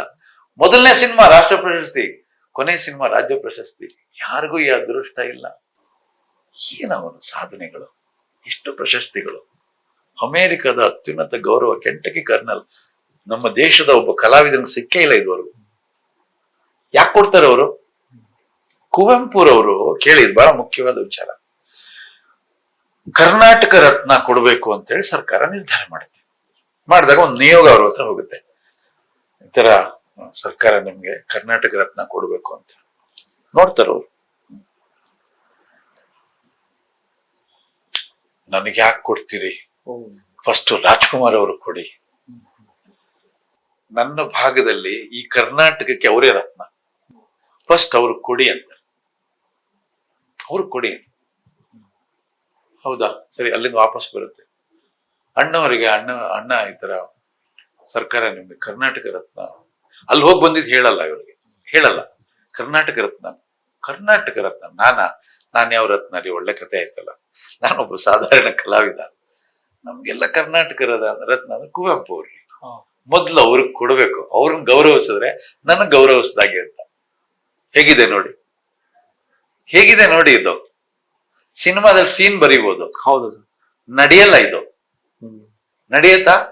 ಸಾಧ್ಯ. ಮುಖ್ಯಮಂತ್ರಿಗಳು ಅವತ್ತು ಸನ್ಮಾನ್ಯ ಶ್ರೀ ಬಂಗಾರಪ್ಪನವರು ಅವ್ರು ಏನ್ ಮಾಡ್ತಾರೆ, ಓ ಇವ್ರು ಈ ಇಬ್ರು ಮೇರು ಪರ್ವತಗಳು ನನ್ನನ್ನು ಪರೀಕ್ಷೆ ಮಾಡ್ತಾ ಇದ್ದೀರಾ, ಇಬ್ರಿಗೂ ಅನೌನ್ಸ್ ಮಾಡ್ಬಿಡ್ತಾರೆ. ಇಬ್ರಿಗೂ ಒಟ್ಟಿಗೆ ಅನೌನ್ಸ್ ಆಗುತ್ತೆ, ಅನೌನ್ಸ್ ಮಾಡ್ಬಿಡ್ತಾರೆ.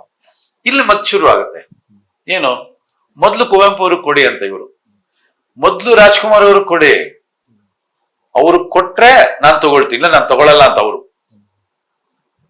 ಏನ್ ಮಾಡ, ಅವಾಗ ಏನಾಗುತ್ತೆ, ಸರಿ ಅವರು ಸ್ವಲ್ಪ ಹಾಸಿಗೆ ಇರ್ದಿರ್ತಾರೆ, ಆರೋಗ್ಯ ಸರಿ ಇಲ್ಲ, ಆಗ ಅಣ್ಣವರೇ ಅವ್ರ ಮನೆಗೆ ಹೋಗ್ಬಿಡ್ತಾರೆ. ಹೋಗಿ ಇವರೇ ಅವ್ರಿಗೆ ಕೊಟ್ಟು ಫಸ್ಟ್, ಆಮೇಲೆ ಇವ್ರದ್ದು ಪಡ್ಕೋತಾರೆ. ಕುವೆಂಪು ಅಂತ ಜ್ಞಾನಪೀಠ ಪುರಸ್ಕೃತರು ಅಣ್ಣವ್ರಿಗಷ್ಟು ಗೌರವ ಕೊಡ್ತಾರೆ ಅಂದ್ರೆ ನೀವ್ ಯಾಕೆ ಕೊಡಲ್ಲ? ಏನ್ ತಿಳ್ಕೊಂಡಿದ್ರ ಅವ್ರ ಬಗ್ಗೆ ನೀವು? ನಾವು ಅವ್ರ ಬಗ್ಗೆ ಮಾತಾಡಿದಷ್ಟು ಕೂಡ ನಮ್ಮಲ್ಲಿರುವಂತ ಕಸ ಪಸಾಲೆ ಈಚೆ ಹೋಗುತ್ತೆ ಹೊರತು ನಾವು ಶುದ್ಧಿ ಆಗ್ತೀವಿ. ನಾವು ಶುದ್ಧಿ ಮಾಡ್ಕೊಳ್ಳೋದು ಅವ್ರ ಬಗ್ಗೆ ಮಾತಾಡ್ಬೇಕು. ಹೆಮ್ಮೆ ಆಗುತ್ತಲ್ಲ. ನನಗಂತೂ ಹೆಮ್ಮೆ, ಅವ್ರ ಸಿನಿಮಾ ಮಾಡಿದ್ದೀನಿ, ನನಗಂತೂ ಹೆಮ್ಮೆ ಅವ್ರ ಜೊತೆ ಒಡನಾಟ ಇದ್ದಿದೆ, ನನಗಂತೂ ಹೆಮ್ಮೆ ನನ್ನ ತೊಡೆ ಮೇಲೆ ಅವ್ರ ಮಲಗಿ ನಿದ್ದೆ ಮಾಡಿದ್ದಾರೆ. ನನ್ ಹೆಮ್ಮೆ ಅವ್ರ ಜೊತೆಲಿ ಇದ್ದಿದ್ದಕ್ಕೆ. ನೀವೇ ಭಾಗ್ಯವಂತರು ಸರ್, ಪುಣ್ಯವಂತ. ಖಂಡಿತವಾಗ್ಲೂ ನಾನು ಭಾಗ್ಯವಂತ. ನಾನು ಅವ್ರ ಬಗ್ಗೆ ಎಷ್ಟು ಮಾತಾಡ್ತೀರಿ ನೀವು? ಒಂದು ಗೋಕಾಕ್ ಚಳುವಳಿ ಬಗ್ಗೆ ಒಂದು ಗೋಕಾಕ್ ಚಳುವಳಿ. ಕುವೆಂಪು ಅವ್ರು ಹೇಳ್ತಾರೆ, ರಾಜ್ಕುಮಾರ್ ಇಲ್ದೆ ಹೋಗಿದ್ರೆ ಚಳುವಳಿ ಅಪೂರ್ಣ, ಗೋಕಾಕ್ ವರದಿ ಜಾರಿ ಆಗ್ತಿರ್ಲಿಲ್ಲ. ರಾಜ್ಕುಮಾರ್ ಅವರು ಅವತ್ತು ಅವ್ರು ಹೇಳೋದು, ಈ ನಾಡಿನ ಸಾಂಸ್ಕೃತಿಕ ರಾಯಭಾರಿ, ಈ ನಾಡಿನ ಆಸ್ತಿ ಅವರು, ರಾಜ್ಕುಮಾರ್ ಈ ನಾಡಿನ ಸಂಪತ್ತು ಅಂತ ಕುವೆಂಪು ಅವರು ಹೇಳ್ತಾರೆ. ಸಮಸ್ತ ಕವಿಗಳು ರಾಜ್ಕುಮಾರ್ ಅವ್ರನ್ನ ಹಾಡಿ ಹೊಗಳ್ತಾರೆ. ಒಂದು ಭಾಷೆಗೋಸ್ಕರ ಒಬ್ಬ ಕಲಾವಿದ ಬೀದಿಗೆ ಬಂದು ನಿಂತು ಹೋರಾಟ ಮಾಡಿದ್ದು ಇತಿಹಾಸನೇ ಇಲ್ಲ. ಸರ್ಕಾರ ಅವತ್ತು ಗಡಗಡಗಡ ನಡುಗೋಗುತ್ತಲ್ಲ, ಯಾವ ಚಳುವಳಿಗೂ ಸರ್ಕಾರ ಹೆದರ್ಲಿಲ್ಲ. ರಾಜ್ಕುಮಾರ್ ಅವರು ಬಂದು ನಿಲ್ತಿದ್ದ ಹಾಗೇನೆ ಚಳುವಳಿ ಉಗ್ರವಾಗುತ್ತೆ. ರಾಜ್ಯದ ಮೂಲೆ ಮೂಲೆಯಲ್ಲಿ ಜನ ರೊಚ್ಚಿಗೆ ಹೇಳ್ತಾರೆ, ಸರ್ಕಾರ ಹೆದರ್ಕೊಳ್ಳುತ್ತೆ, ಗೋಕಾಕ್ ವರದಿ ಜಾರಿಗೆ ಬರುತ್ತೆ. ರಾಜ್ಕುಮಾರ್ ಅವರು ಆ ಭಾಷಾ ಬದ್ಧತೆ, ನೆಲ ಜಲದ ಮೇಲೆ ಅವ್ರಿಗಿದ್ದಂತ ಒಂದು ಗೌರವ ಹೇಗಿದೆ. ಈ ತರದೊಂದು ಕಾರ್ಯಕ್ರಮ ಯಾರು ಮಾಡಕ್ ಸಾಧ್ಯನಾ? ಇವತ್ತಿಗೂ ಅಂತ ಒಂದು ಗುಂಡಿಗೆ ಯಾರಿಗೂ ಬರಲ್ಲ. ನಾನ್ ಚೆನ್ನಾಗಿದ್ರೆ ಸಾಕು ಅಂತ ಯೋಚನೆ ಮಾಡೋರು ಇವರು. ನಾಡು ಚೆನ್ನಾಗಿರ್ಬೇಕು, ಚಿತ್ರರಂಗ ಚೆನ್ನಾಗಿರ್ಬೇಕು, ಆಗ ನಾನು ಚೆನ್ನಾಗಿರ್ತೀನಿ ಅಂತ ಯೋಚನೆ ಮಾಡಿದವ್ರು ರಾಜ್ಕುಮಾರ್ ಅವರು. ಹೇಗೆ ರಾಜ್ಕುಮಾರ್ ಬಗ್ಗೆ ಪ್ರಶ್ನೆ ಮಾಡ್ತೀರಿ ನೀವು? ಏನ್ ಪ್ರಶ್ನೆ ಮಾಡ್ತೀರಿ? ಅದಾದ್ಮೇಲೆ ಏನಾಯ್ತು ರಾಜ್ಕುಮಾರ್ ಅವ್ರಿಗೆ? ಊಟಿಯಲ್ಲಿ ಚಿತ್ರೀಕರಣ ಆಗುತ್ತೆ, ಈ ರಿವೆಂಜ್ ಇದ್ರದ್ದು ಮಾರಣಾಂತಿಕ ಹಲ್ಲೆ ಆಗುತ್ತೆ. ಅಣ್ಣವ್ರ ಮೇಲೆ ಆಗುತ್ತಾ ಸರ್? ಹೌದು, ಮಾರಣಾಂತಿಕ ಹಲ್ಲೆ. ಆವತ್ತು ಒಂದು ಘಳಿಗೆ ಪಾರ್ವತಮ್ಮನವರು ತಮ್ಮ ಹತ್ರ ಪಿಸ್ತೂಲ್ ತಗೊಂಡು ಏರ್ ಫೈರ್ ಮಾಡದೆ ಹೋಗಿದ್ದಿದ್ರೆ ಅಣ್ಣವರು ಊಟಿಯಲ್ಲಿ ಶವವಾಗಿ ಬರ್ತಾ ಇದ್ರು. ಹೇಗೆ ಸರ್? ಶವವಾಗಿ ಬರ್ತಾ ಇದ್ರು. ಅಲ್ಲಿದ್ದಂತ ಒಂದಷ್ಟು ಜನಗಳಿಗೆ ಸುಪಾರಿ ಅಂತ ಇವಾಗ ಹೇಳ್ತಾರೆ, ಅದಾವತ್ತೇ ನಡೀತು. ಇಲ್ಲಿದ್ದಂತ ಒಂದಷ್ಟು ದುಷ್ಟ ಶಕ್ತಿಗಳು ಅವ್ರನ್ನ ರೆಡಿ ಮಾಡಿ ಕೊಲ್ಲೋದಕ್ಕೆ ಕಳಿಸಿದ್ದು. ಎಷ್ಟು ಹೊಡೆದ್ರು ಅವ್ರನ್ನ, ಎಷ್ಟು ಹೊಡೆದ್ರು. ಯಾರನ್ನ ಸರ್? ಅಣ್ಣವರನ್ನ. ಅಣ್ಣವ್ರ ಮೇಲೆ ಹಲ್ಲೆ ಆಗುತ್ತಾ ಸರ್? ಭಯಂಕರವಾದ ಮಾರಣಾಂತಿಕ ಹಲ್ಲೆ. ಬರೀ ಹಲ್ಲೆ ಅಲ್ಲ, ಮಾರಣಾಂತಿಕ ಹಲ್ಲೆ. ಅವತ್ತು ಬದುಕಿದ್ದೇ ಹೆಚ್ಚು ಅವರು. ಇತಿಹಾಸ ಇದೆ ಸರ್. ಆ ರೀತಿ ಮಾಡಿಸಿದ್ದೆ ಯಾರು ಸರ್? ಅದೇ ಯಾರಿಗೆ ಗೋಕಾಕ್ ಚಳುವಳಿ ಆಗಬಾರ್ದು ಅಂತ ಇತ್ತಲ್ಲ, ಅವ್ರು ಮಾಡಿಸಿದ್ದು. ಅದನ್ನ ಸ್ಪಷ್ಟವಾಗಿ ನಾನು ಹೇಳೋ ಅವಶ್ಯಕತೆ ಇಲ್ಲ, ಮತ್ತೆ ಸಮಸ್ಯೆ ಆಗತ್ತೆ ಇವಾಗ. ಸರ್ ಅಣ್ಣವ್ರು ರಿವೆಂಜ್ ತಗೊಂಡ್ರ ಸರ್? ಅಷ್ಟೆಲ್ಲ ಆದ್ರೂ ಕೇಳಿ, ಮಾರಣಾಂತಿಕ ಹಲ್ಲೆ ಆಯ್ತು, ಅದು ಹೊರಗಡೆ ಸುದ್ದಿ ಆಗಬಾರ್ದು ಅಂತ ತಡೆದ್ಬಿಟ್ರು. ಸುದ್ದಿ ಆಗಬಾರ್ದು ತಡೆದ್ರು, ಚೇತರಿಸ್ಕೊಂಡ್ರು, ಹಾಸ್ಪಿಟಲ್ ಬಂದು ಅಡ್ಮಿಟ್ ಆದ್ರು. ಹಾಸ್ಪಿಟಲ್ ಮನೆಯಲ್ಲೇ, ಹಾಸ್ಪಿಟಲ್ ಅಡ್ಮಿಟ್ ಆಗಿದ್ರು, ಸುದ್ದಿ ಆಗತ್ತೆ ಅಂತ. ಮನೆಯಲ್ಲೇ ತಿಂಗಳಾನ್ಗಟ್ಲೆ ಹೊರಗೆ ಬರ್ಲಿಲ್ಲ. ಅವತ್ತು ಹೇಳಿದ್ರು, ಹೊರಗಡೆ ಯಾರಿಗೂ ನನ್ನ ಅಭಿಮಾನಿಗಳು ಗೊತ್ತಾಗ್ಬಾರ್ದು, ಗೊತ್ತಾಗ್ಲೇ ಕೂಡುದು, ಎಲ್ಲೋ ಜಾರ್ ಬಿದ್ರು ಅಂತ ಹೇಳಿ ಅಂತ. ಈ ಮುಖ ಎಲ್ಲ ಊದ್ಕೊಂಡು, ಕಣ್ಣೆಲ್ಲ ಈ ಒಂದ್ ಕಡೆ ಕಾಣ್ತಾ ಇಲ್ಲ, ಅಷ್ಟು ಊದ್ಕೊಂಡಿದ್ದು ಹೊಡೆದು. ಎಷ್ಟು ಜನ? ಸುಮಾರು ಒಂದು 60ರಿಂದ 70 ಜನ ಒಬ್ಬ ವ್ಯಕ್ತಿಯನ್ನ, ಗಂಡಸರ ಇವರು 70 ಜನ ಒಬ್ಬ ವ್ಯಕ್ತಿನ ಅದಾದ್ಮೇಲೆ ಹಲ್ಲೆ ನಡೆದಿದ್ದು ಹೆಂಗೋ ಗೊತ್ತಾಗ್ಬಿಡುತ್ತೆ. ಗೊತ್ತಾದ್ಮೇಲೆ ಒಬ್ರು ಅವ್ರನ್ನ ಪ್ರಶ್ನೆ ಮಾಡ್ತಾರೆ ಮಾಧ್ಯಮದಲ್ಲಿ, ಸರ್ ಹಲ್ಲೆ ಆಯ್ತು, ನೀವು ಅದರಿಂದ ವಿಚಲಿತರಾಗ್ಲಿಲ್ವಾ? ಅವ್ರೊಂದು ಮಾತು ಹೇಳ್ತಾರೆ, ಗೋಕಾಕ್ ಚಳವಳಿ ಮಾಡಿದ್ರಿಂದ ಹಲ್ಲೆ ಆಯ್ತು, ನಾಡಿಗೋಸ್ಕರ ನಾನು ಬಂದು ಚಳವಳಿ ಮಾಡಿದೆ. ಈ ನಾಡಿನ ಉಪ್ಪು ತಿಂದಿದ್ದೀನಿ ನಾನು, ಈ ನಾಡಿನ ಅನ್ನ ತಿಂದಿದ್ದೀನಿ, ಈ ನಾಡಿಗೋಸ್ಕರ ನನ್ನ ಪ್ರಾಣ ಹೋಗುತ್ತೆ ಅಂದ್ರೆ ನಾನೇ ಚಿಂತೆ ಯಾಕೆ ಮಾಡ್ಲಿ? ಈ ನಾಡಿನ ಜನ ಬೆಳೆಸಿದ್ದು ರಾಜ್ಕುಮಾರ್ನ, ನನಗೆ ಅದ್ರ ಬಗ್ಗೆ ಚಿಂತೆನೇ ಇಲ್ಲ ಅಂತ. ಇಂಥ ಒಬ್ಬ ಸರಳ ವ್ಯಕ್ತಿತ್ವನ ಇವತ್ತೇನಾರು ಸಣ್ಣದಾಗ್ಬಿಟ್ರೆ ಅದನ್ನ ಇಟ್ಕೊಂಡು ಗಲಾಟೆ ಮಾಡಿಸ್ತಾರೆ. ಅಣ್ಣವ್ರು ಸೇಡ್ ತೀರ್ಸ್ಕೊಳಕ್ಕೂ ಹೋಗ್ಲಿಲ್ಲ ಸರ್. ಬೇಡ ಅಂದ್ಬಿಟ್ರು. ಯಾರನ್ನ ಸೇಡ್ ತೀರ್ಸ್ಕೊತೀರಿ ನೀವು? ವ್ಯವಸ್ಥೆ ಮೇಲೆ ಸೇಡ್ ತೀರ್ಸ್ಕೊಳಕಾಗತ್ತಾ? ವ್ಯಕ್ತಿ ಮೇಲೆ ತೀರ್ಸ್ಕೋಬಹುದು, ವ್ಯವಸ್ಥೆ ಇದು ಅಲ್ವಾ? ಯಾರ ಮೇಲೆ? ಸುಮ್ನೆ ಅಮಾಯಕರ ಮೇಲೆ ಕಲ್ಲು ಹೊಡಿತೀರಿ, ಬೆಂಕಿ ಹಚ್ತೀರಿ. ಅಮಾಯಕರು ಅವ್ರು ಯಾರು ಪಾಪ? ಅದಾಗ್ಬಾರ್ದಲ್ವಾ? ಹಾಗಾಗಿ ಅವರ ತಾಳ್ಮೆ, ಅವರ ಮುಂದಾಲೋಚನೆ, ಅವರ ದೂರದೃಷ್ಟಿ ದೊಡ್ಡ ಅನಾಹುತಗಳನ್ನ ತಪ್ಪಿಸ್ತು. ಇದಕ್ಕಿಂತ ವ್ಯಕ್ತಿತ್ವ ಬೇಕಾ ಮಿಸ್ಟರ್ ಚೇತನ್, ಮಿಸ್ಟರ್ ಅಹಿಂಸಾ ಚೇತನ್? ನಿಮ್ಗೆ ಇದೆಲ್ಲ ಗೊತ್ತಾ?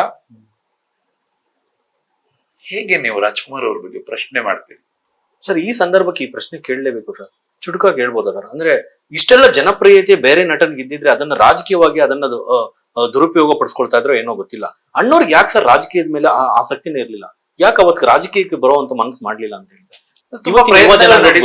ತುಂಬಾ ಪ್ರಯತ್ನಗಳು ನಡೀತು ನೋಡಿ. ಇಂದಿರಾ ಗಾಂಧಿ ಅವರು ಚಿಕ್ಕಮಂಗ್ಳೂರಲ್ಲಿ ಕಂಟೆಸ್ಟ್ ಮಾಡ್ತೀವಿ ಅಂತ ಅಂದಾಗ ಅವ್ರ ಜೊತೆ ಅವ್ರಿಗೆ ಎಗ್ನೆಸ್ಟ್ ಆಗಿ ರಾಜ್ಕುಮಾರ್ ಅವ್ರನ್ನ ಅಲ್ಲಿ ನಿಲ್ಲಿಸ್ಬೇಕು ಅನ್ನೋದು ಎಲ್ಲ ವ್ಯವಸ್ಥಿತವಾಗಿ ನಡೀತು. ಬಂದು ಅವ್ರನ್ನೆಲ್ಲ ಅಪ್ರೋಚ್ ಆದ್ರೂ ಅವ್ರು ನಿರಾಕರಿಸ್ಬಿಟ್ಟು ನಮ್ಗೆ ರಾಜಕೀಯ ಸಲ ಹೋಗೋದಿಲ್ಲ, ನಮ್ಗೆ ಬೇಡ. ಪಾರ್ವತಮ್ಮ ಅವ್ರ ನಿಲುವು ಅದೇ ಆಗಿತ್ತು, ಎಲ್ಲ ನಿಲುವು ಅದೇ ಆಗಿತ್ತು. ಆಮೇಲೆ ಇವ್ರು ಬಿಡ್ಲಿಲ್ಲ, ಬೆನ್ನ ತಪ್ಸ್ಕೊಂಡ್ಬಿಟ್ರು. ಇವ್ರು ತಪ್ಪಿಸ್ಕೊಂಡು ಬೇರೆ ಎಲ್ಲೋ ಭೂಗತ ಅಲ್ಲೆಲ್ಲ ಒಂದ್ ಕಡೆ ಸಿಕ್ಬಿಟ್ಟು ಅಮ್ಮ ಏನಮ್ಮ ನೀವು ಇಂಥ ಅವಕಾಶ ಯಾರಿಗೆ ಸಿಗತ್ತೆ ನೋಡಿ.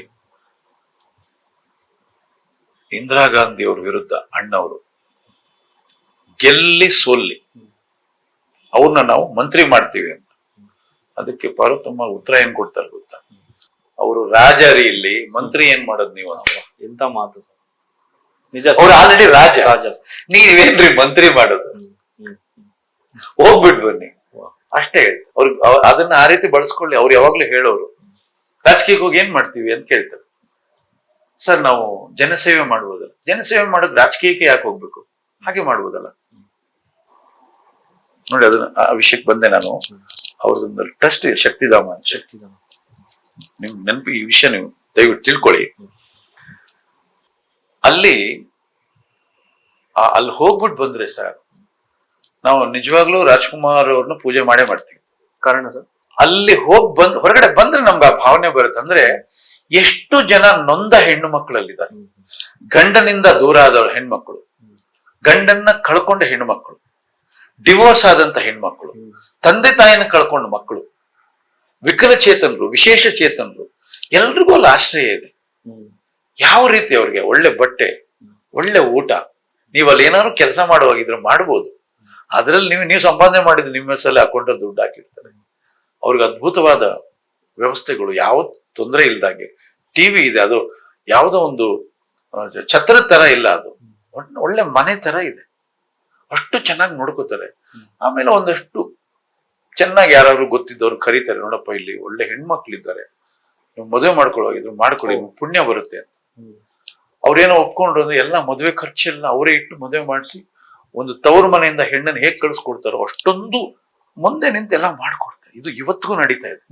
ಇವತ್ತಿಗೂ ಸಾವಿರಾರು ಜನ ಇದ್ದಾರೆ, ಅಲ್ಲಿ ಸಾವಿರಾರು ಜನ ಇದ್ದಾರೆ. ಈ ಚೇತನ್ ಅಂತವ್ರನ್ನ ಕಳಿಸ್ಕೊಡ್ಬೇಕಲ್ವ ಸರ್? ಅಲ್ಲ, ಕಳಿಸ್ಕೊಟ್ಟಲ್ಲ ಒಂದು ಎಲೆ ಹಾಕಿ ಊಟ ಬಡಿಸ್ಬೇಕು. ಊಟ ಅವ್ರು ಬಂದು ನೋಡ್ಬೇಕು ಅದನ್ನೆಲ್ಲ. ಇದು ಕೊಡುಗೆ ಅಂತ ಹೇಳೋದು ಇದನ್ನ. ಆಮೇಲೆ ಅಲ್ಲಿಗೆ ಅವ್ರ ಸಂಪಾದನೆಯಲ್ಲಿ, ಅವರ ಆದಾಯದಲ್ಲಿ ಒಂದಿಷ್ಟು ಭಾಗ ತೆಗೆದಲ್ಲಿ ಕೊಟ್ಬಿಡೋರು ಅಣ್ಣವರು. ಆಮೇಲೆ ಅವರು ಹಾಡ್ತಾ ಇದ್ರು ಹೊರಗಡೆ ಭಕ್ತಿ ಗೀತೆಗಳು, ಸಿನಿಮಾಗಳಿಗೆ.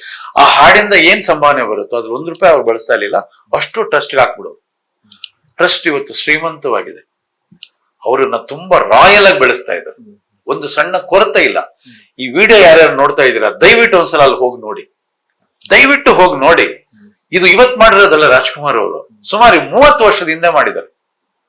ಎಷ್ಟು ದೊಡ್ಡ ಜಾಗ, ಎಷ್ಟು ದೊಡ್ಡ ಜಾಗದಲ್ಲಿ ನೂರಾರು ತಂದೆ ತಾಯಿ ಇಲ್ಲ ಅನ್ನೋ ಕೊರಗಿಲ್ಲ,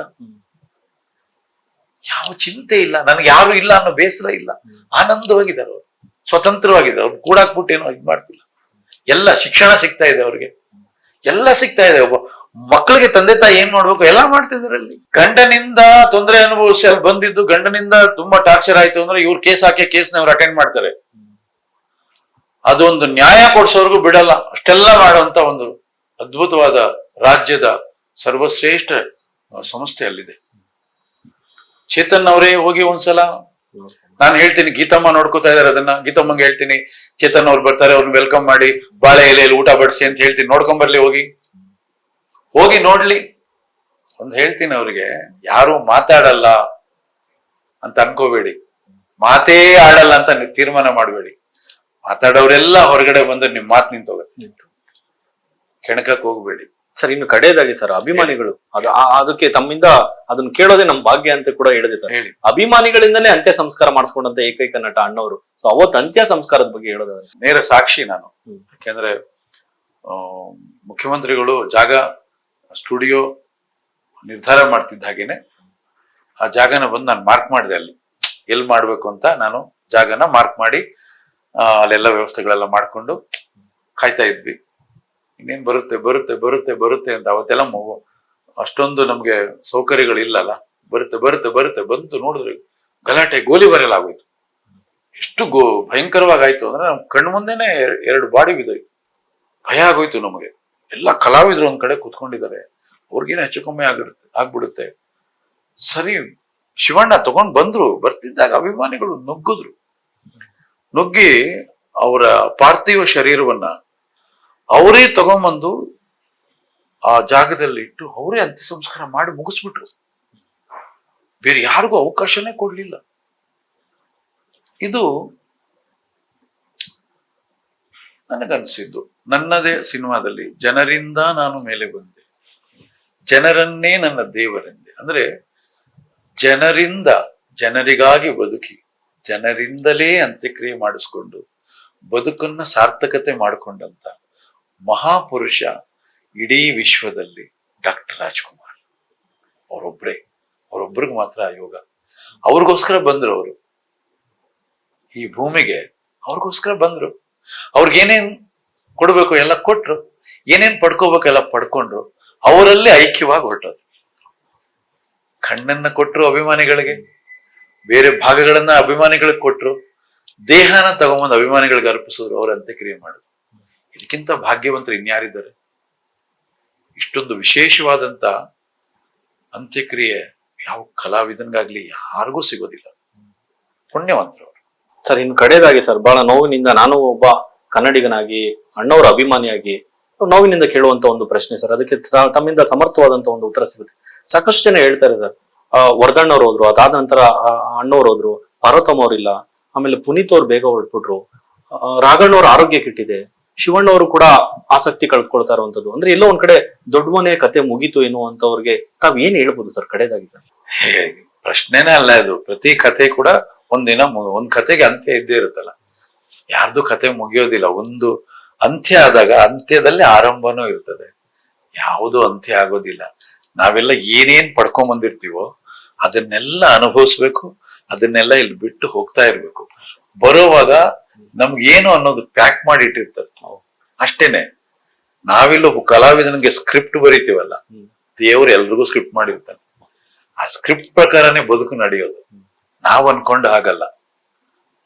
ಹಾಗಾಗಿ ಭಗವಂತನ ಮೀರಿದ ಶಕ್ತಿ ಇನ್ಯಾವುದೂ ಇಲ್ಲ. ಅವನ ಇಚ್ಛೆ ಅಂತ ಎಲ್ಲ ನಡಿಬೇಕು. ಸರ್, ಇಷ್ಟೊತ್ತು ನಮ್ಮೆಲ್ಲರಿಗೂ ಕೂಡ ಇಡೀ ರಾಜ್ಯದ ಜನತೆಗೆ ತಾವು ಅಣ್ಣವ್ರ ಬಗ್ಗೆ, ಅಣ್ಣವರು ಈ ರಾಜ್ಯಕ್ಕೆ ಸಲ್ಲಿಸಿರುವಂತಹ ಸೇವೆ ಬಗ್ಗೆ ತಾವು ಬಹಳ ವಿಸ್ತೃತವಾಗಿ ತಾವು ತಿಳಿಸ್ಕೊಟ್ರಿ. ತಮಗೆ ಧನ್ಯವಾದಗಳು ಸರ್. ಮುಂದೆ ಯಾವತ್ತೂ ಕೂಡ ಮರೆತು ಕೂಡ ಯಾರು ಕೂಡ ಅಣ್ಣವ್ರ ಬಗ್ಗೆ ಪ್ರಶ್ನೆ ಮಾಡಬೇಡಿ. ಪ್ರಶ್ನೆ ಮಾಡೋದಕ್ಕೆ ಯಾರಿಗೂ ಅರ್ಹತೆ ಇಲ್ಲ. ಪೂಜಿಸ್ಬೇಕು ಅಷ್ಟೇ ಅವ್ರನ್ನ. ಶರಣ. ನೋಡಿದ್ರಲ್ಲ ವೀಕ್ಷಕರು, ಎಂತ ಮಾತು ಹೇಳಿದ್ರು ಕಲಾ ಸಾಮ್ರಾಟ ಇದ್ದಂತೆ ಎಸ್ ನಾರಾಯಣ್ ಸರ್. ಪ್ರಶ್ನೆ ಮಾಡುವಂತ ಅರ್ಹತೆ ಯಾರಿಗೂ ಕೂಡ ಇಲ್ಲ.